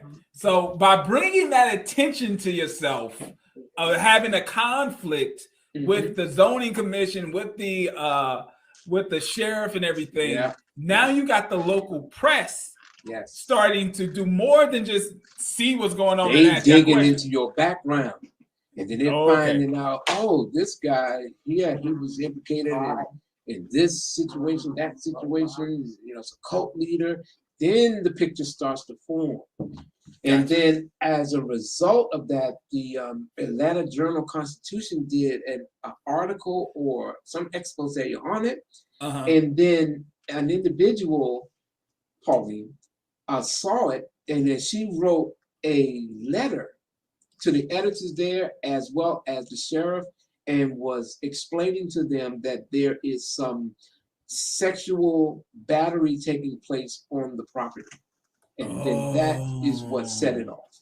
So it was a sister who was one of York's concubines with a child with him, who put the word out. All right, so because I'm assuming they saw that there was interest in getting to the truth of what was going on. They saw that the article that they saw, and they wrote a letter to the editor, because now they see maybe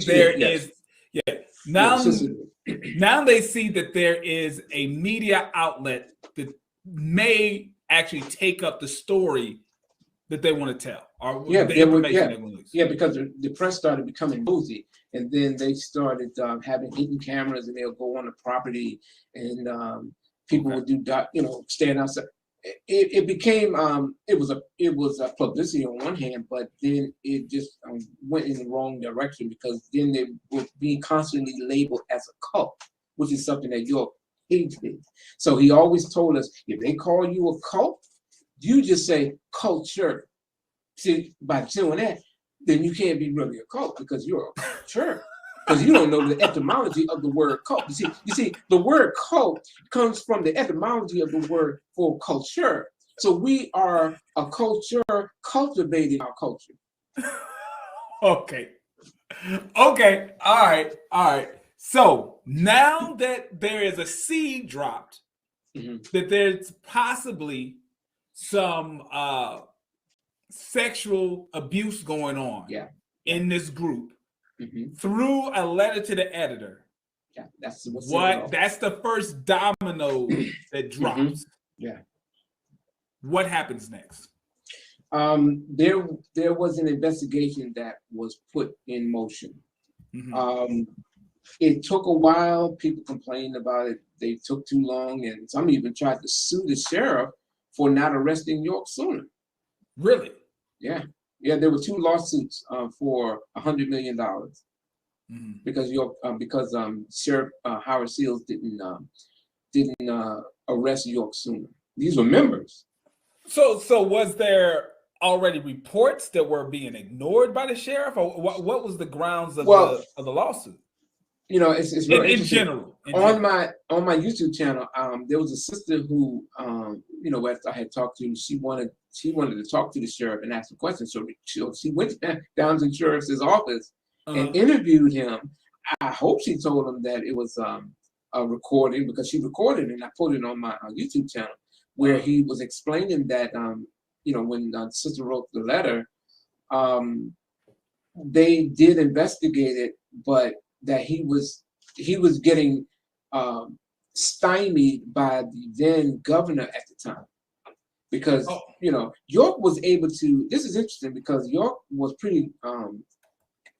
They dealt with him with light gloves, because like in the 70s, he kind of got through, because it was at a time when they're coming out of the 60s and the whole COINTEL thing, and black on this. They didn't want to come off and going after him in his organization, because they're harassing another black organization.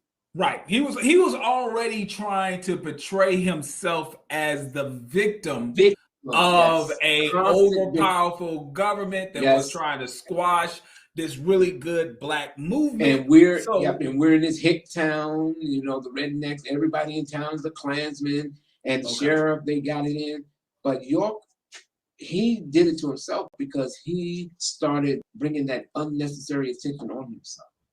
And then they started doing background, they started doing research into the organization, get Phillips' book, and then with the sister writing the letter, that's when an investigation that took a while, that eventually other people started leaking out, because people who would come down for Savior's Day, some people would leave.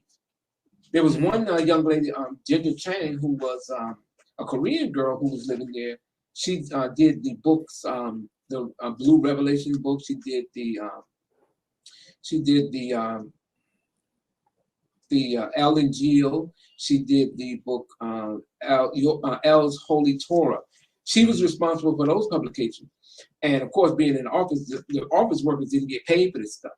And most of them were underage girls who were ultimately his victims. But Ginger Tang, she wanted to get out of there, and she left because she had got word that York had molested her son, and so she literally got on the bus with a group going back to Philadelphia, and then she put the word out about it as well. And then there were other people who left, and they started putting it on the internet that they started, because like York was on there. His handle was Egypt 3x3 with an I, Egypt 3x3, and so they would send They would send those bomb emails to everybody that's on his email list. Right. And there was a lot saying still effing 7-year-old boys, and they put those things out. And so this was,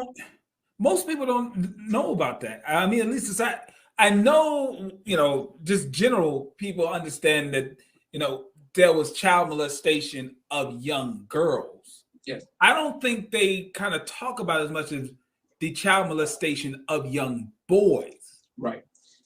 Most people don't really bring that part up, but that was part of the case, and that was part of the indictment and trial. And those male victims did testify against them. Yeah. Okay. All right. So even his closest concubine, Kathy Johnson, he was molesting her youngest son, who is in transition now. My God. Okay. All right. So now we have the government looking into these allegations of sexual molestation of young girls and young boys. So the sheriff was explaining that he wasn't given the green light, if you will, to really go in on them. And it wasn't until something that George Bush had done that gave the okay to be able to fully go in on it, investigate, and then try to go to the prosecutors or officer, whatever, and get a search warrant. Gotcha. And yeah, musical soul trial. Somebody put in the chat, musical soul trial. Yeah. Amon, Tarners, Sass, all that stuff. You're right. Yeah. I'm just looking at the chat. And I think one thing that people need to think about too is the time frame of what happened in Waco, Texas, when the FBI and the government was storming another cult. This is a white cult. Ruby Ridge, all the backlash and the bad PR that the government got from rushing in to those cults. Yes, ATF. Yep. Now you got another situation where they're probably thinking, well, we got to make sure we handle this correct, because the last time we did something like this, people died and it looked bad on us, and there was a fire and everything. So it's, I can kind of understand why the government would be like, if we're going to do this, we got to do this right. And what's interesting about that, one of York's son, one of his oldest sons, Jacob York, had went to the FBI and basically pleaded with them not to allow this to turn into another Waco. Okay. And that was very strategic on his part, because eventually the FBI had set up surveillance directly across the street from the property in Tamaray. So directly across, they had surveillance there in someone's home, and they were monitoring York's comings and goings for about 2 weeks. Okay. And that was how they were able to, once he was he had left the property and was in Milledgeville, I think it was, that was when they got him in the parking lot. Okay, and I can imagine that most of the security would travel with him, right? Like if he's out and about, he's got security with him. Now, York, he had his girls with him. The security, the guys who had pistols or guns, they were at the pylon. They were at the entrance of Tamaray. They were dressed like Rangers, with the big wide brim, looking like Dudley Do-Right. Okay, yeah. I got you now. So he didn't. So they waited for him to leave the compound. I guess they noticed and they was able to get his pattern of behavior. He would leave and he wouldn't have any security with him. So that would probably be the best time to arrest him. Yeah, but it's kind of, I don't know how to really put it. York, he wasn't roaming around town with a big entourage of security. It wasn't like that. He would be out with some of the girls. He would be with Viva, Sakina, Safat. He would be with them, the girls. Khadija, Marion, Astir, Nicole. He would be with all of them. But the brothers, they was working on the property. The guys who were doing security, had their walkie-talkies and everything. They just doing what they do to, keep anybody from running up on it. And then let me tell you how deep it was. Okay. They got so thorough with it. And remember, York had developed this conlang going all the way back to around 1990. Was first called Nubic and then Nuwapic, which was because the kids were taught Arabic and were you have to pay for instructors to teach the Arabic. We have Sudanese Arab speakers to teach the children as well as Moroccans. So over time, these children developed their own dialect of Arabic. And York saw this kind of like a slang. Yes, a form of Arabic slang that York was able to transform that language form and sell books called Nuwapic. He marketed a lot. He knows how to monetize something. So he sees these young children who were being tutored and taught how to speak in Arabic. Yes, but as children do. They naturally start to kind of have their own slang where it's kind of half Arabic, maybe half English, and it's like an inside thing. Yes. He sees that and says, I can make some money off this. And he did. Because we bought it stock and barrel because we was like, oh, now we finally have a thriving culture. We don't have to worry about the Arabs telling us how to pronounce Arabic words. We got our own language. We got Nuwapic. And only we can speak it. Now he marketed it and then he started jazzing it up and saying, well, Nuwapic, this is the language that the Anunnaki spoke to the Sumerians. And then when we got into the Egyptian thing, he said that, well, the Sumerians, the Anunnaki, were really the Neteru of the ancient Egyptians. And Nuwapic is what they spoke. And here's the script. So the script went through various stages. You had this funny looking, weird kind of writing that looks just like the writing in that episode of The Twilight Zone called The Visitor. Something like that, where Ed Cassidy, the guy who played Lurch on the old black and white Addams Family, he was this alien, and then he pulled out a book. And I know this episode. I know. I'm not going to spoil it. I know that. I used to watch a lot of TV with my father, so I know this episode. Go ahead, please. I know this episode. And so in that episode, you notice he has this book. The book, yes. And on the cover of that book, that was the writing that was the early Nuwapic. And for the people who haven't seen this episode, I'm going to spoil it for you. You're never going to watch this episode. But it's an episode of The Twilight Zone where this alien comes down and he has this book and they're getting people and the people are coming on the planet. He's supposed to be taking the humans to his planet or whatever. And the scientists are trying to translate the book. And at some point, maybe halfway through the episode, they find out that they're able to translate the cover of the book. And I think it's To Serve Men. Right? Isn't that what it was? Yes, that was the name of the episode. Yeah, the name of To Serve Man. To Serve Man. So that was the name of the book. So that kind of put everyone at ease. They're like, oh, okay, he is here to help us. Then at the very end of the episode, when the scientist, the lead guy who was against everything, he even believes that everything is good. He's walking on to the spaceship.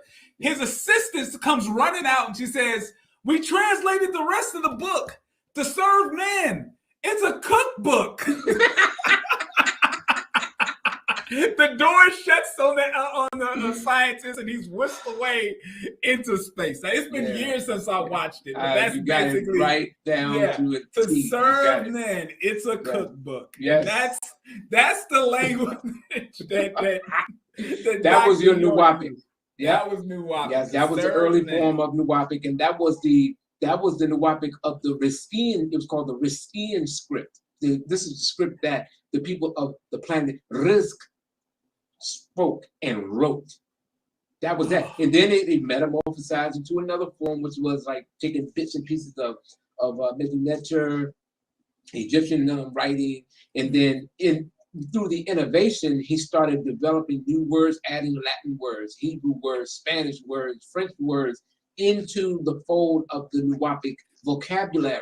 And Right, you gotta fill in the gaps, because obviously the children only had so much that they were talking back and forth, so he has to fill in the gaps. Exactly. Yeah. Not the whole entire vocabulary of Nuwapic they were speaking. No, this all came over time. Okay. You know?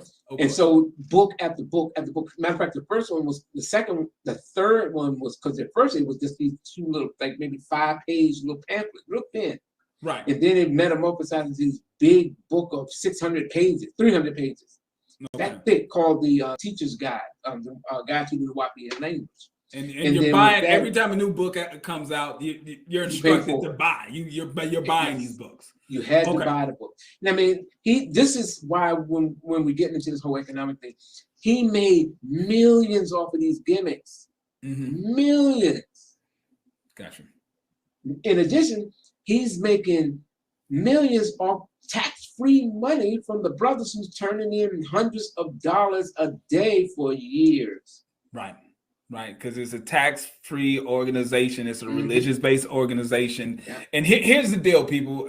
When it comes to churches and stuff like that, the organization itself is not taxable. So any money that this organization makes, it's not going to be taxable. But if you pay the individual, be it the priest, the pope, the master teacher, whoever, if you are literally paying them money, then they're supposed to report it as taxable income. But if you have the organization basically buy all your stuff for you, then you don't have to report it. So it seems as if he just was basically having the organization buy all the things that he wanted for himself. So he didn't really have to claim any of this income for himself. But my question is, did he have properties that was actually in his own name and not in the name of the organization?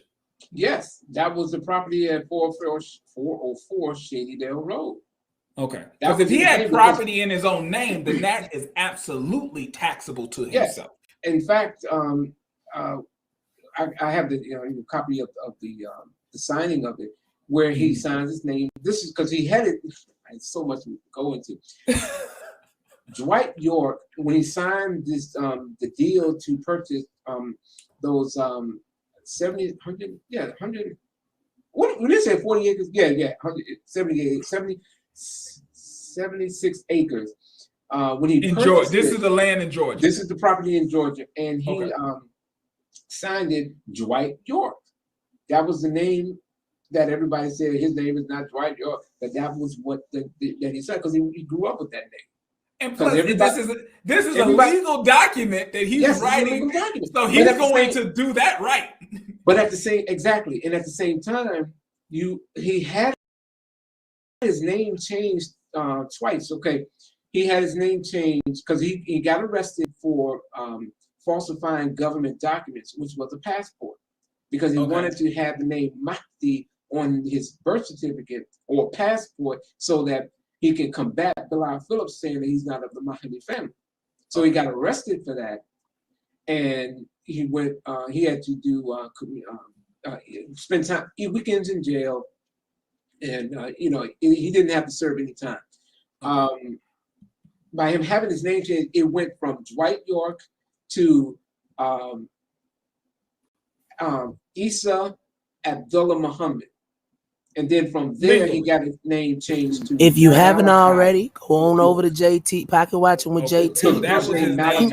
It went from video that's running now is in the top of the chat. It's pinned. In the latter part, go ahead and like. He had his name if you changed. And I have all this stuff. You got a community tab. Share. You got to go to Come on, he allowing us to restream and watch this in the Treehouse. And this is Nuwapiism to show them Treehouse hospitality. And we have the actual documents from the name from the courts, where his name is changed, where he signs it. Your name goes from Dwight York to Isa El Hadi El Mahdi, right? And then when he got a name changed to Malachi York, but when he made that purchase, it was still under the name Dwight York.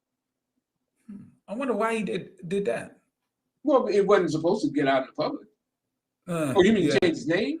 Right, yeah. I mean, I'm just saying because if the last time he legally changed his name, it wasn't Dwight York. Why would he sign the document for the land in Dwight? I thought he changed his name legally to two different things since then. Okay, so the name Malachi had not, that part of the name wasn't official until about 2 months later. Oh, okay. I got you. Okay. So he had to sign it at the name that was still his legal name. That was still his legal name at that time. Okay, right. I got you. And because he had Dwight York, also known as Isa El-Hadi El-Mahdi. Okay. All right. I want to give the people. The witness was Kathy Johnson, and of course, I forget the name of the person that they purchased the land from. Okay. But all of this is documented. It's all documented on your website, nuwapiism.com. Moderators, if you could please put his info. I'm going to have all his info. If you're watching this on the replay, it's all going to be in the description of this video. Now, what I would love for us to do, if we can go over the trial and then give the audience an opportunity to ask you some questions, that would be great. So let's see if we can get through the trial, which is from what I believe I read, it is the largest child abuse trial or case in U.S. history, isn't it? I don't know about U.S. history, but I know that it was the largest sex abuse case at that time. At that time. And definitely in the state of Georgia. Wow. Okay. Yeah. All right. So York is arrested. He left the compound.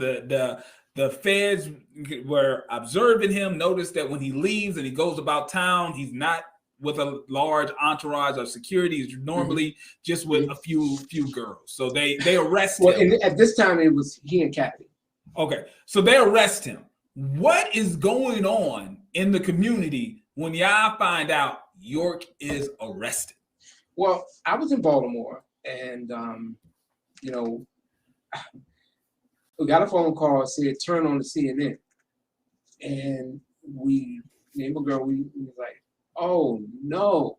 And the CNN was running at every headline news, and they were showing them raiding the land, and I mean it was just we in a state of disbelief. Couldn't believe it. I could not believe it, because I was like, oh man. But I thought the book Man of Miracles, he said that when the police came to get him once before in the book, that he dematerialized and appeared across the street. So he's already on record saying that there was a previous time when the authorities attempted to apprehend him. Yeah. He was able to use his powers to dematerialize and appear across the street. So he could not be captured. Right. I have this documented on the nuwapiism.com website. It's called Was Malachi York a Man of Miracles or a Master of Manipulation, something like that. So there was a book called The Man of Miracles in This Day and Time. And in that book, it is a series of tutorials about members who witnessed eyewitness accounts of the master teacher doing miraculous things, raising the dead, being able to manifest the sacred ash, being able to increase in size from his normal height of about 5'7" to 6 to 7 feet tall. So one of his claims of powers is that he could change his height from around 5'7" to 6 foot tall. 6 to 7 feet tall. And to this day, 6 to 7 feet tall. Yes. Okay. People to this day, members are still pushing that nonsense. Saying, I saw the master teacher. I saw him. He was one size, he was this type, and then he went back, now he was at 7 feet tall. I don't care what y'all say. I saw it. See, here's my issue. What would be the practical application of a power like that? If I was in a comic book, they would say that's one of the lamest powers you can have. You can only grow from 5'7" to 6 feet, or 5'7" to 7 foot. That's not like you're Ant-Man. It's not like you're like what's the practical application of that power? You know what? That is, I wish that we'd have thought like that. Because you say, that's the best you can do? It's like that. I don't see, I mean, the only difference you can do is like, okay, I'm 5'7" and now I'm 7 foot tall so I can dunk. Like, other than that, having the ability to dunk a basketball, I don't see what type of advantage that would give you. That joy was hilarious. Look. Now these are members. This is in York's book. Right. As Ansars. And the cover you see, I wish you on my screen. You see him with the sacred ash. And he wants, by way of the book, he wants us to believe this stuff. Okay. Because he's saying he is the man of miracles. Gotcha. It's true because we got witnesses. And then here's what's funny. When he was in Jones County Jail before the trial, he was sending letters around talking about how certain of his childhood extraterrestrial visitors had visited him at the Jones County Jail. And they assured him that he's cured of his hereditary angioedema, and also not to worry about the trial. And that he levitated out of his cell, and that the ship was on the outside of the jail. And this is all on video, and even prisoners saw this. This is what this is the reports that the believers are getting. No, this is York writing letters to us. I put it on my website. I got the letters off of a Nuwapian website. So he's saying that he's levitating in his cell. Yes, I did a video and an article on it. That people are witnessing, they're seeing the flying saucer outside of the jail cell. And this is what video. Is this something that's happening like during the trial, after the This is before the trial. This is before the trial, so he's just like in the hotel. Okay, but he's still locked up though. But he was he's still locked up. Look, listen. In later publications, he said that he allowed himself to get arrested so that he could determine who are the real and true followers. That's why he allowed himself to be taken away. The same way he said that W.D. Parr, he's going to come back in his own due time and prove to the world that he is alive. Okay. So York is doing that thing. So he's done. Okay. So now him being arrested for child molestation and being put on trial isn't a test for him. It's a test for the believers. Yeah. And if they're true believers, they will continue to support and continue to give him money to help him. All of this, because they were requesting monies from everybody because of the legal issues and the legal fees that had accumulated. They had to raise over $2 million just to pay the attorneys. Right. Yeah. $2 million. We got it documented. All this is on my website. There's an article Ask Prince York, was Malachi York born in Ghana? And in that we have all the documentation from the office of how much monies was collected and how much it cost on these legal issues. And it's right there for the public to see. All right. So money's being raised. It looks like he has a $2 million legal defense fund. What happens in trial? Because there's two cases. There is a state case and there's a federal case, right? All right, here we go. Right. This is how it goes. All right. So initially, York pled innocent when he was charged. He pled innocent to the issues. Okay. Right? Okay. So he went with that narrative all the way up until discovery came around, which was that his blood work was analyzed. Okay. And so when it was sent off and it came back that he had it had herpes simplex 2, as did two of the listed victims.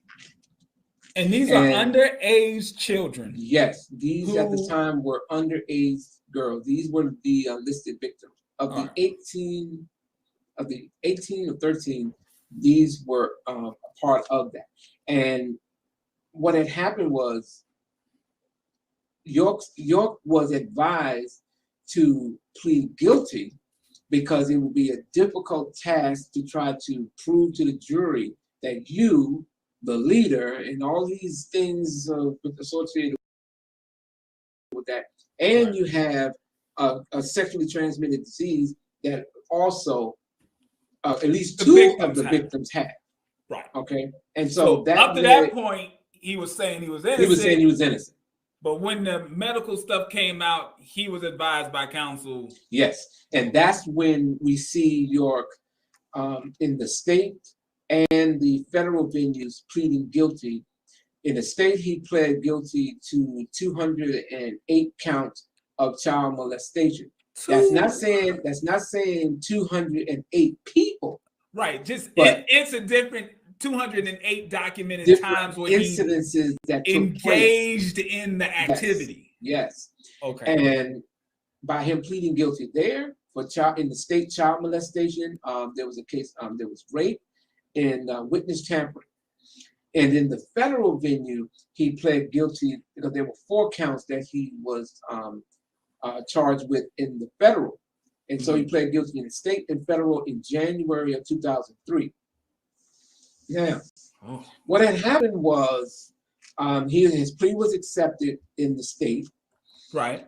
All right. Now the narrative now with the cult is that, well, he was before he was drugged, he was coerced, he was tortured and all this other stuff. That's why he pled guilty. So that's what he said, and that's what they run with to try to give York some kind of wiggle room.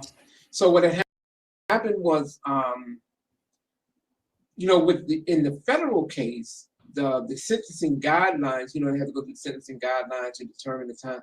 The judge at the time felt that 15 years was too lenient for such a wide range of crimes, and that he wanted a minimum of 20 years.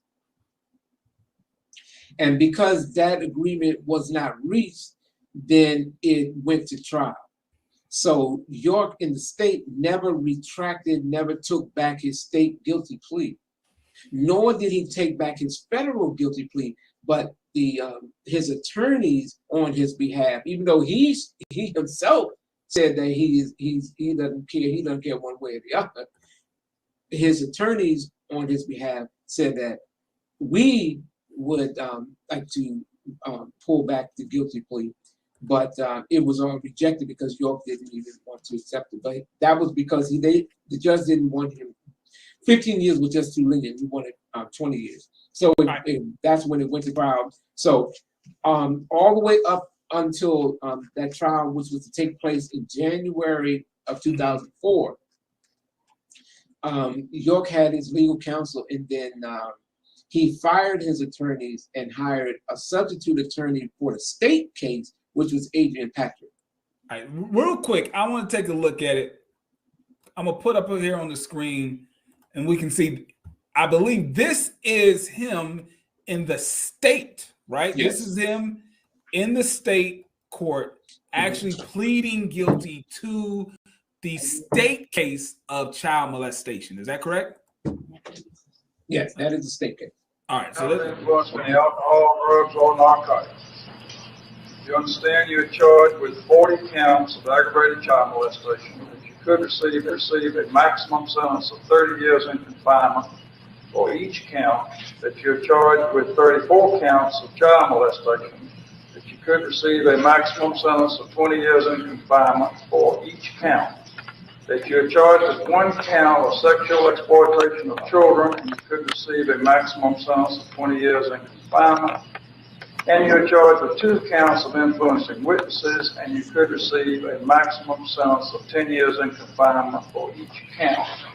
And that you could receive a minimum sentence overall of 10 years on probation. I'm telling you the most of the least. You understand that? Actually, Your Honor, it was aggravated child molestation, admitted its 10 years in confinement. But on them would be 10 years. You understand that?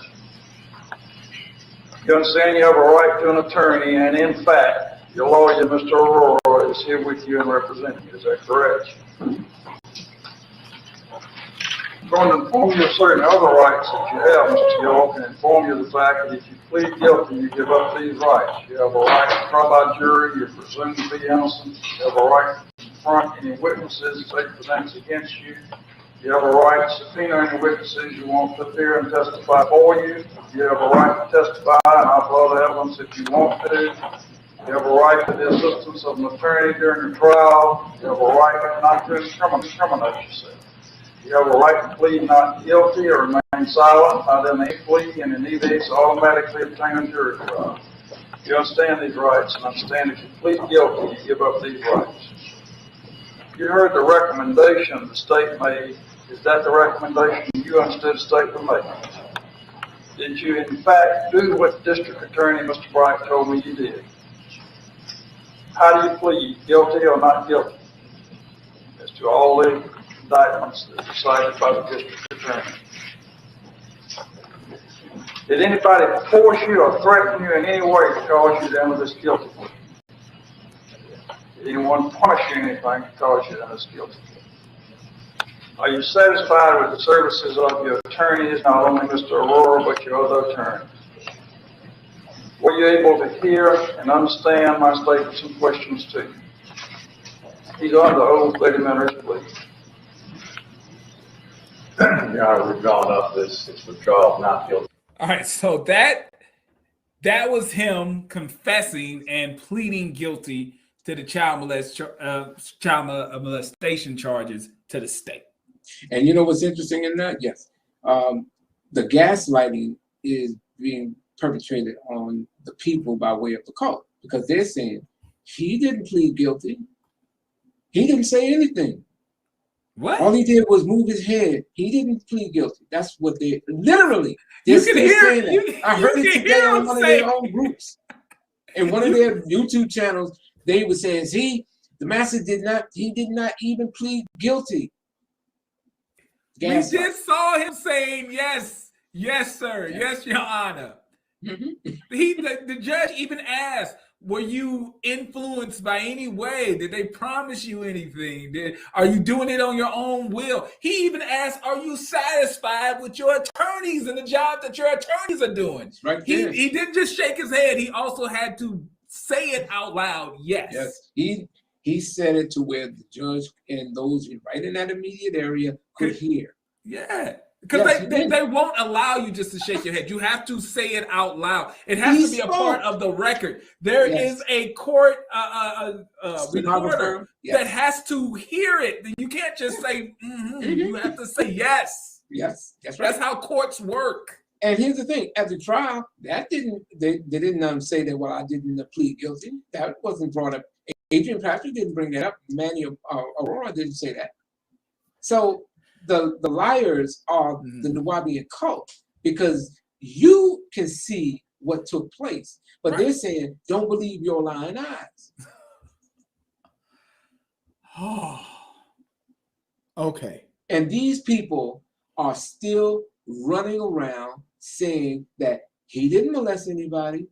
As a matter of fact, it was his son who did all the molesting, and they just substituted the son for the father, as if the victims don't know who's who. Even though the victims were in court and they pointed at him, and then you look, when I put the sealed transcript I am sorry, I'm neglecting the chat a little bit tonight, but you know I got to do my part. If I'm a stream, if JT giving me permission to stream at the same time, I ain't trying to steal no subs. I'm just trying to get it out there as far as possible. Tariq Noel, and he was reading himself, and we were going over it, and we could see that they tried to tamper with the witness to get them to say that it didn't happen, so that there be a discrepancy in it.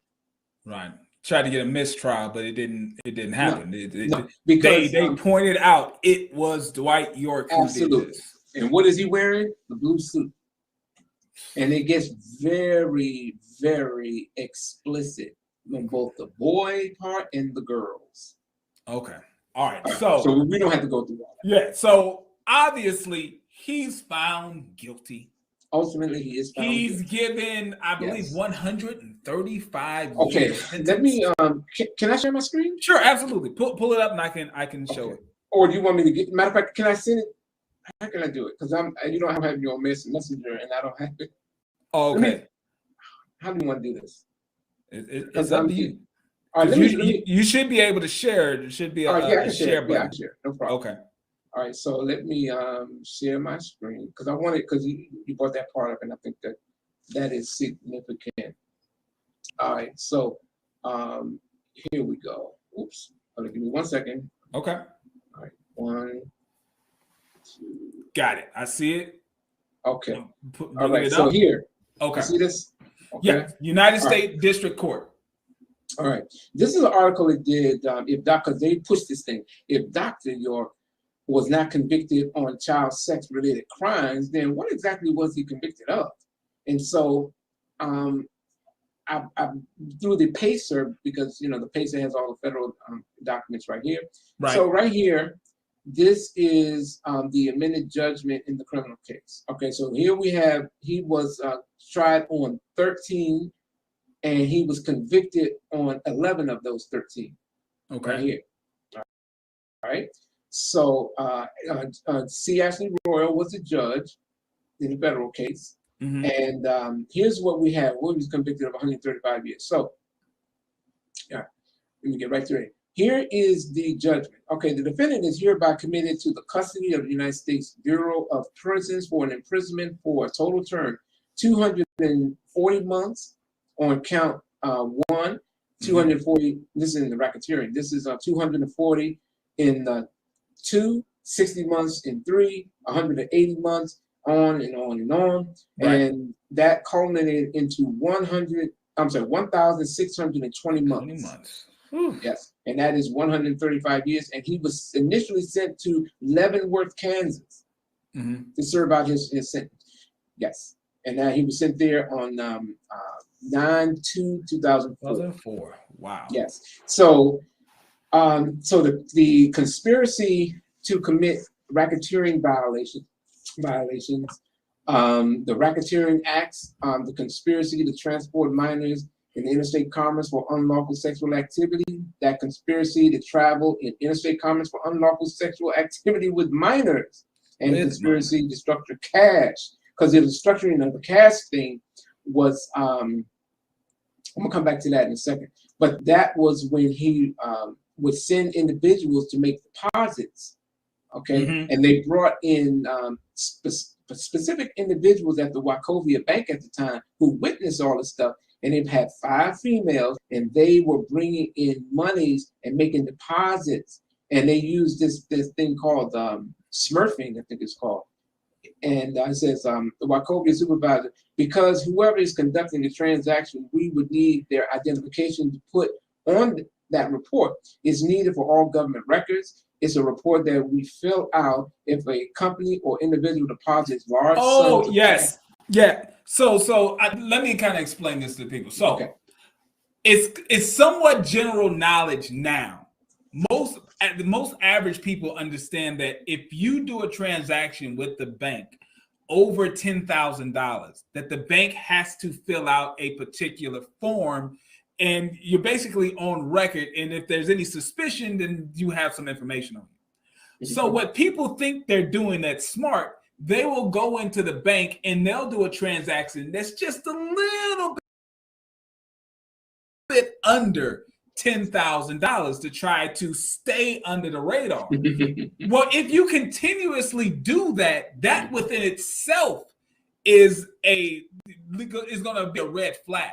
It's suspicious activity, because you're now, it seems as if you're actively trying to stay under the radar because you're continuing to do transactions that are under 10,000. So if you do a transaction that's over 10,000, that's an automatic thing, a file that someone's going to make.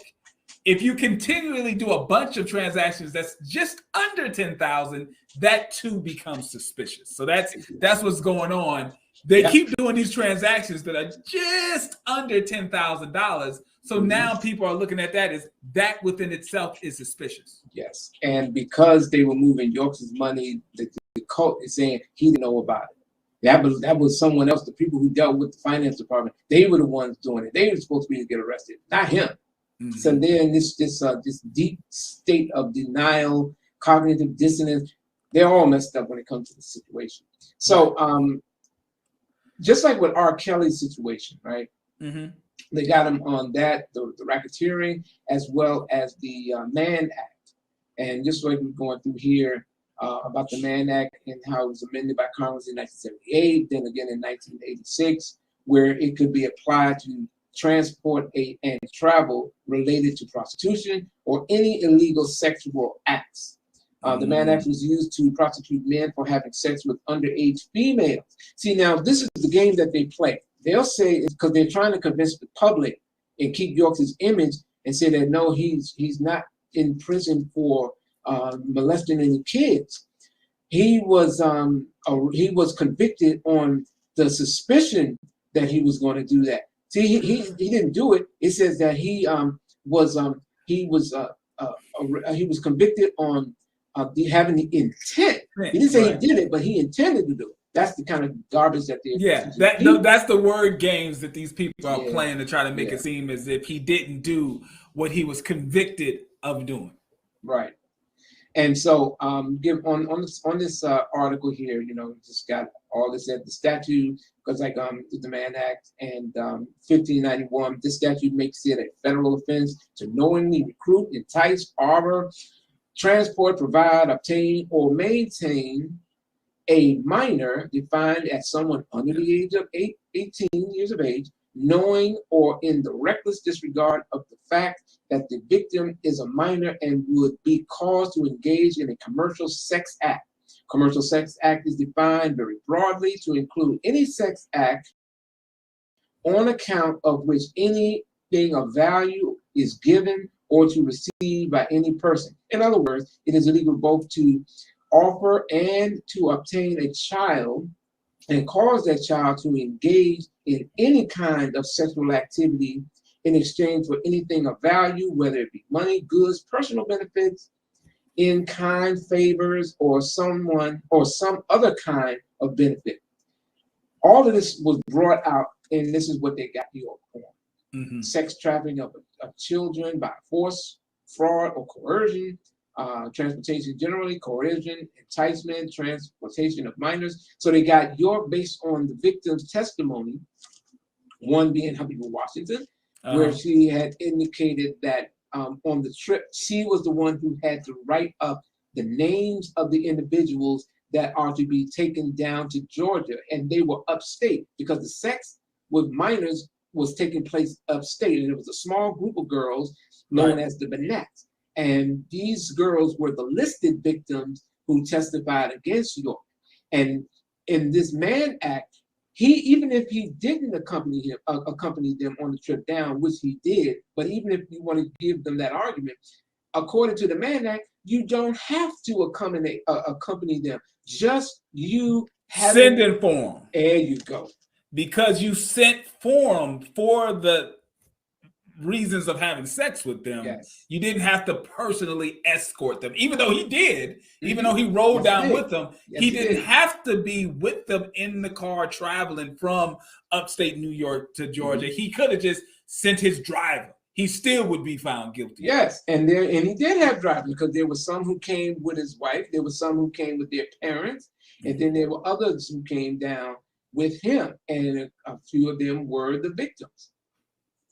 And that's what this article goes into great detail and was showing you everything. And even because the people say, well, why, if he was doing all this, why was he sent to the Colorado Supermax? Well, that was because initially he was sent to Leavenworth, Kansas. Right. You saw that. And then here we have the Federal Bureau of Prison incident report, where he made threats to the guards there.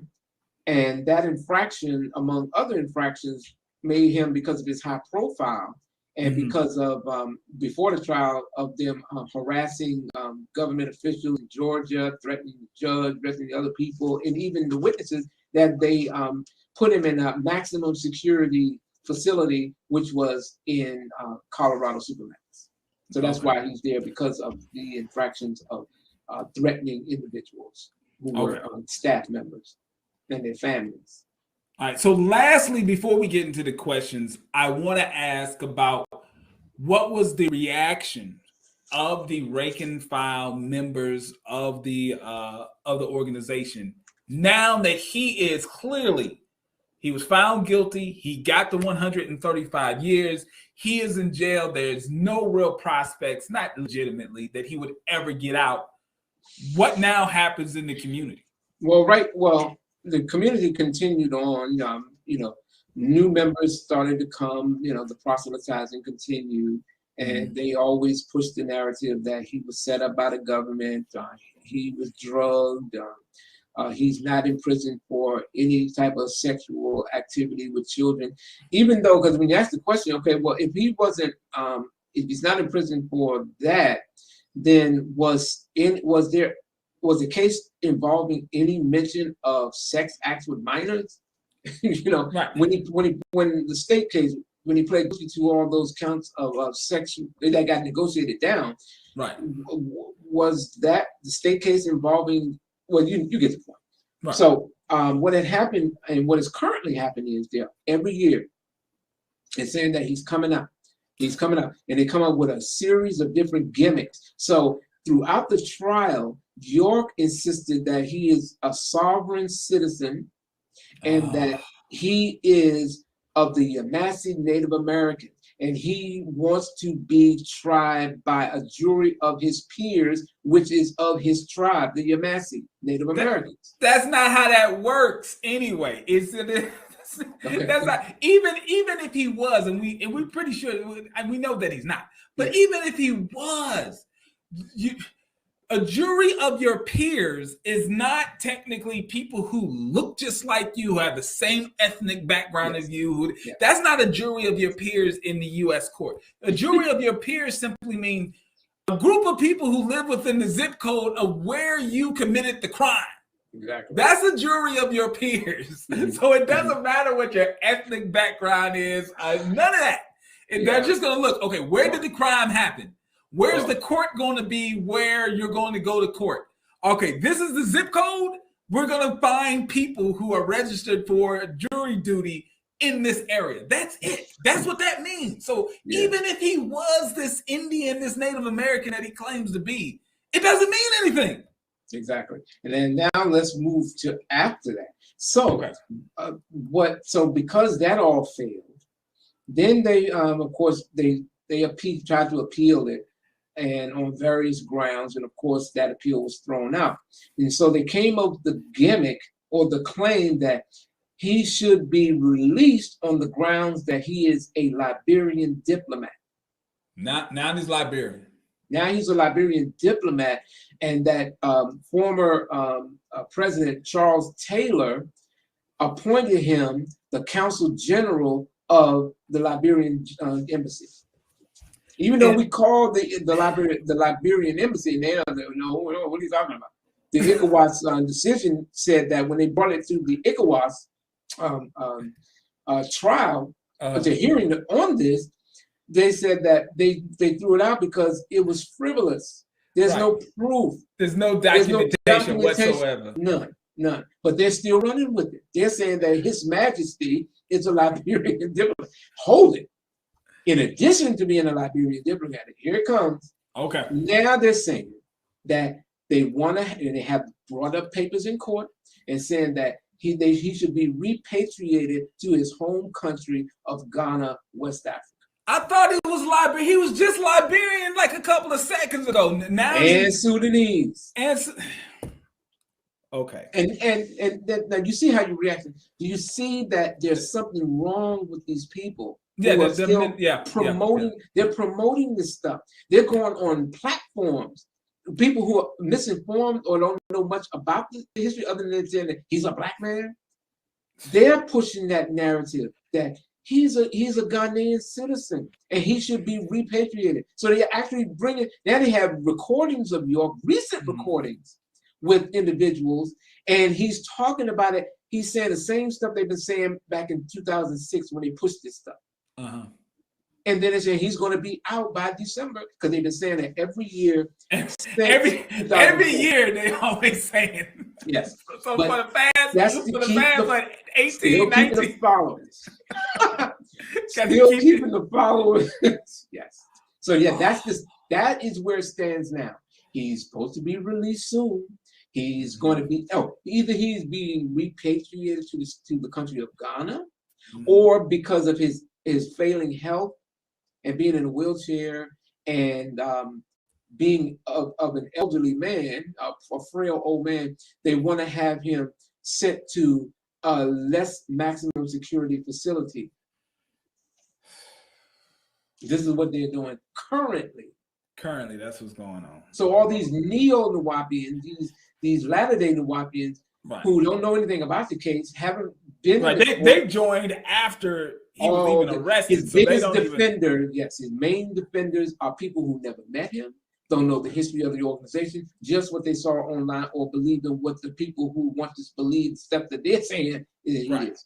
Yeah, right. That's where it is. That's what it stands. If you were to guess, I got two points to this question. If you were to guess, at its height, how many members do you think were in the organization at its height, at its biggest? Okay, there's two parts to that. If you say how many people were in the organization, then that would mean those people who live within the walls of one of his communities. Now, I see what you're saying. Because there's difference between actual members and sympathizers. And your sympathizers are always going to have a greater reach than the core members. And those are the people you see in the chats that are, they'll try to rush a chat and try to dominate the chat. They try to drown it out and then cry, oh, they're not letting all the comments go up, because they got to constantly play the victim. Gotcha. See, that's York's main MO. Always play the victim. We are victimized by everybody. They don't want us. They are making these things up. None of this is real. You see? Gotcha. That's the gimmick. So that's the trick. Now, as far as members are concerned, like I said, depending on, there was never an official tally on how many members were in a group, because sometimes people left just like that. They come in, they see that they're living in different quarters from their girlfriend or their wife, and they're like, all right. Man, I seen people walk out. I remember people walking out right after prayer. They still support it, but they said they can't live like that. Right. I mean, you got a car, you can't even pay your car note because you got to turn all your money in. And a lot of people, I don't want to ride the bus. Right. Because you have to ride the bus or subway, and you carrying incense and oils and books, and you got this white outfit and with some oil stains, and people see you, and you trying everywhere you go, you trying to make money, even when you walk into get back to the bait, you're trying to make as much money as you can, and then you turn it in, and it's still not the high man. Right, it still ain't enough. You might not be the low man on the totem pole, but you ain't got enough money to get to that green room. Yeah, and if you got, if a brother turned in $200, and he and his girl going around the corner, which is usually just in DC, it was a mattress, some incense, because it was on Florida Avenue, right next to the Howard Theater. Matter of fact, before the Howard Theater got renovated, it was a crack area. Oh, yes, it was a high crack area on Georgia and Florida Avenue where they meet. We had a little room there. So you go in, because one time me and my girl went in there and it smelled like urine. So we went in there, and then we had some incense that is a Bhakti incense that York had released. And then we burned that to try to kill that pee smell. And then there was a mattress, and she was all, I'm not getting on that. I'm telling you, Shorty was not having it. She was not having it. But whatever happened. But the point was, you had the mattress, incense, and some adult magazines. That's your green room there. Now, of course, Baltimore's green room was a little more elaborate. It was like an Arabian type of thing. You had a big bed, you had a queen size bed with the veil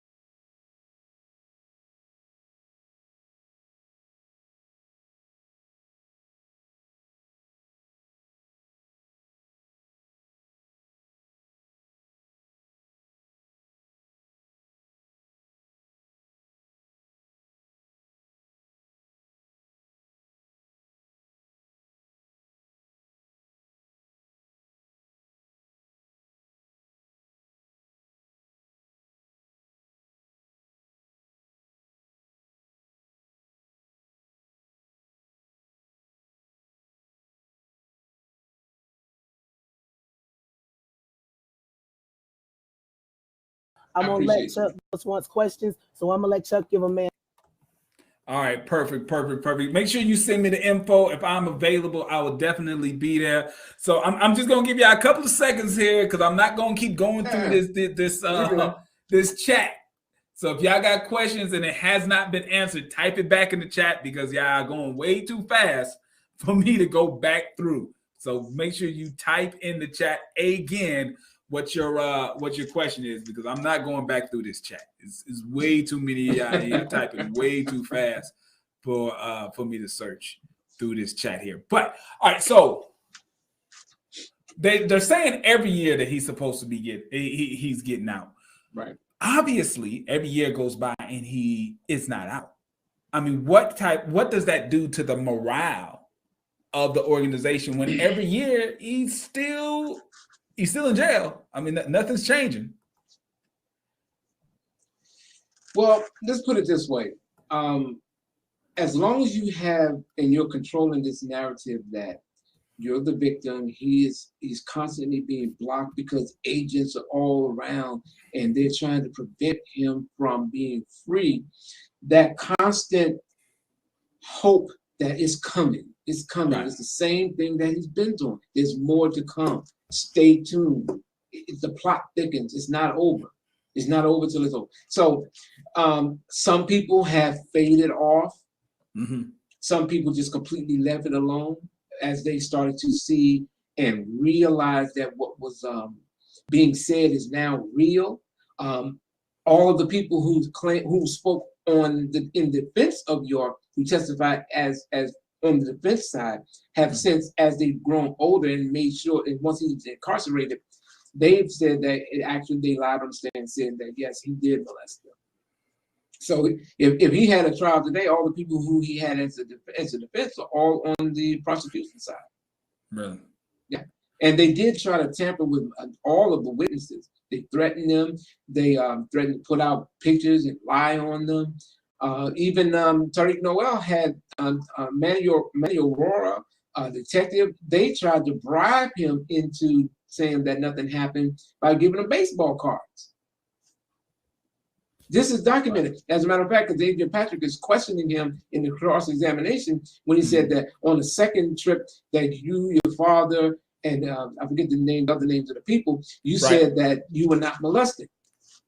But he is ignoring the first time, because the first time that they met with him, he said that it did happen. Of course it happened. And of course, as time progressed throughout, all the evidence corroborated the statements of the individuals. And that was what put him away, because the jury were privy to what was taking place, as well as the 150 people who were able to watch the trial live as it happened down on the third floor, because the judge said he didn't want to have a closed court, so he's going to set up a room for closed circuit television for anyone to come, spectators, that can watch the trial in real time. So they saw the evidence as well. Right. They saw it. So it was probably one of the last questions. I want to make sure you get to go where you need to go. During the whole lifetime of this organization, even though through all the different schools it went through, at every stage, York was smart enough, if I can use that term, or at least conniving enough to know to link himself to certain popular personalities, celebrities, and whatnot. Yeah. You know, that he knew to do that. Yes. What was it like as far as when he was convicted and everything? Was there a great movement for these people who at one point aligned themselves with York and allowed them to really lend some of their celebrity when they would show up with him and he would use it as PR stunts and whatnot, even foreign dignitaries, right? Was there Jesse a movement? Jackson, Al Sharpton, all. Yeah. Was there a movement for them to, distance themselves from him, or was they just like, they just kind of let it go and just hopefully no one would bring it up? They dropped him like a hot potato. Okay. Everybody abandoned ship. They want to have their name associated with it. Everybody flew. All of them. They all left. Nobody. James Ingram, I saw him on the Word channel. He was talking about different things, but he made he didn't wear nothing. He just And that's because the Word is a Christian network, right? You're talking about the Christian television network. Hey, listen, when York was talking all that stuff about Egypt, towards the end, a year before his incarceration, matter of fact, up until a month before he was incarcerated, he started promoting this whole Christian theology. Instead of having the own chant coming out of the Black Pyramid, it then started chanting Jesus songs and Jesus chants, and that he started giving lectures saying that he accepted the Lord Jesus Christ as his personal Savior, and what's wrong with you doing it? He said, I know what I was talking about in Egyptology. I knew what I was talking about in and all this other stuff. But when God touches your heart and you let Jesus in, then you just got to go with it. So he put out an audio CD called "You Want to Question Me and I Taught You," where he's strongly advocating being a Christian and challenging you to prove why you cannot be a Christian. Now, is this the walls are already closing in on him at this point, right? Yeah. So he kind of already saw saw what was coming down the pipe, and maybe aligning himself with Christianity, and maybe he could run, but he couldn't hide. Even if he tried to hide, because he started making himself absolutely contradictory, inconsistent. Because first of all, I thought we was all in school back then. What did we miss a lesson? Because all of a sudden now everything is centered around being in Jesus, and he's real. All the years of saying that Jesus isn't real, he didn't exist. Jesus 2,000 years ago is not real, did not exist. Now he said that Jesus 2,000 years ago is real. He's real. I know he's real. Even put a billboard saying he's real. In Georgia. In Georgia, the Holy Seed Baptist Synagogue. But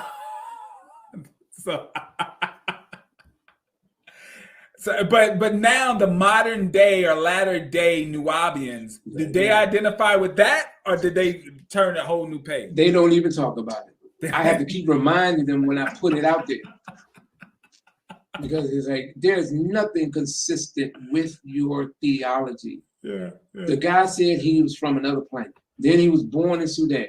Then he's an Indian chief, and then he is a Liberian diplomat, and then he's a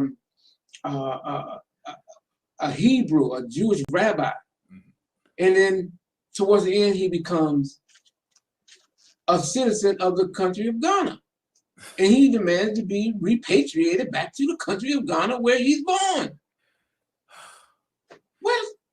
And at every stage, there's money that's being collected. Every stage, even after arrested, at every stage there was another opportunity to cash in. Even up to today, they're still doing fundraising and stuff. Still doing it. So the cult hasn't died, and now that they're a little more active. They're active on one hand, but because the Polite situation has brought so much attention, people are trying to figure out, well, who is Polite's mentor? And now that they're seeing all this other stuff, they got to go out there and try to defend it, because now there's a whole new line of people saying, well, what's going on? And that's, people asking me, so hey, I'm here, I'm sharing what I know. Gotcha. Because the documentation is well established, so there's no way you can't see. You can't miss it, right? If you're looking and trying to find this information, and you're trying to look into this organization, there's no way that you're going to miss all the documented proof of the scandals, the sexual abuse, the money, all of these different things, the hypocrisy, the contradictions in the doctrine. Even the people that tried to, because York tried to make his son the scapegoat, and even because we did a show with him a couple of days ago, and that the cult just lost their mind, because now he's the man who is persona non grata in the Nubian cult is now defending himself and giving more information, along with the girl who the Nubians used as her part of her video, saying that it was all a setup. Jacob went down to South Beach and Kedar Massenberg's house, and then they set up this conspiracy to take down Pops. That girl, who is Leah York, she explained why they did it and why the organization told them to do it. not that it was true, but they said that this is what you need to do to help your father. And how old was she when she made that tape trying to help? I don't know how old she was. I don't know how old she was, but she was she looks like she's in her mid-teens. Okay. But now that she's full, she went on record and she said, I want to make it clear, and she's trying to get that videotape taken off the internet. As well as everybody that said it are now saying it's true what he did, and they were only following. The same thing go for Habiba. She did a video on behalf of the organization. They leaked it on the YouTube, and then they tried to get York a new trial. And come to find out, when the trial came, she said, "I stand by everything I said at the trial, irregardless of the fact that York had a child with her. The DNA proved it, that she was a minor when she was another girl."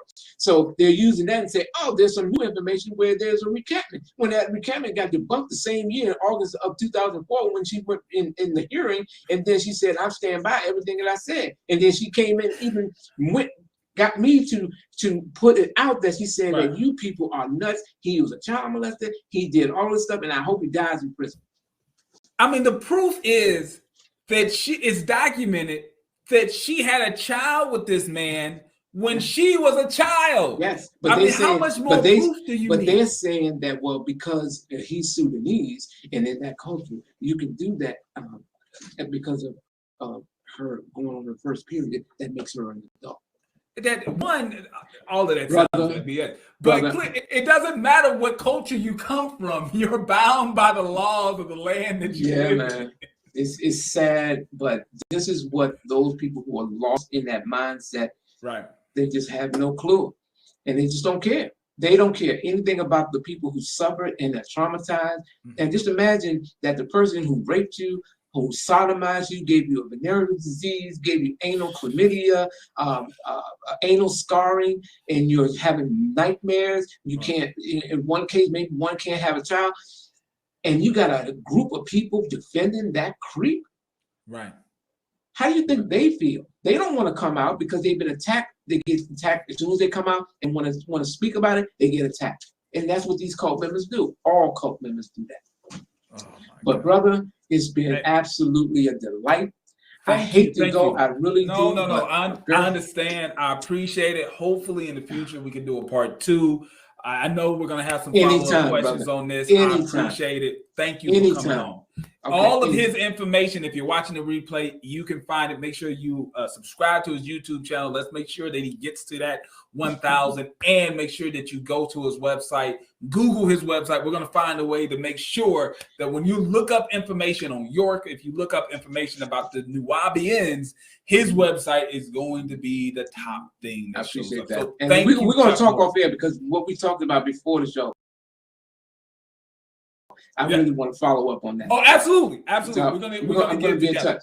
But I got to run. All right, you go ahead and go. Thank you so much. I appreciate you, and I appreciate everyone just for being here. Thank you so much. Absolutely. So, all right, Pocket Watchers, I know we're going on 3.5 hours, but honestly, I mean, the information that I saw on this brother online, I wanted to bring it to your attention. Some may be saying, what does this have to do with pocket watching? Listen, people, cults do not work without money. All right. There's no way that Dwight York, aka what all those other names he gave himself, there's no way that he would have been able to perpetrate what he did to many people, as far as, you know, just financial crimes, as far as the mental and physical abuse of members who had to conform to the different type of lifestyles being in this cult. And, you know, on top of all of that, obviously the child molestation and, sexual abuse that he did to young girls and boys.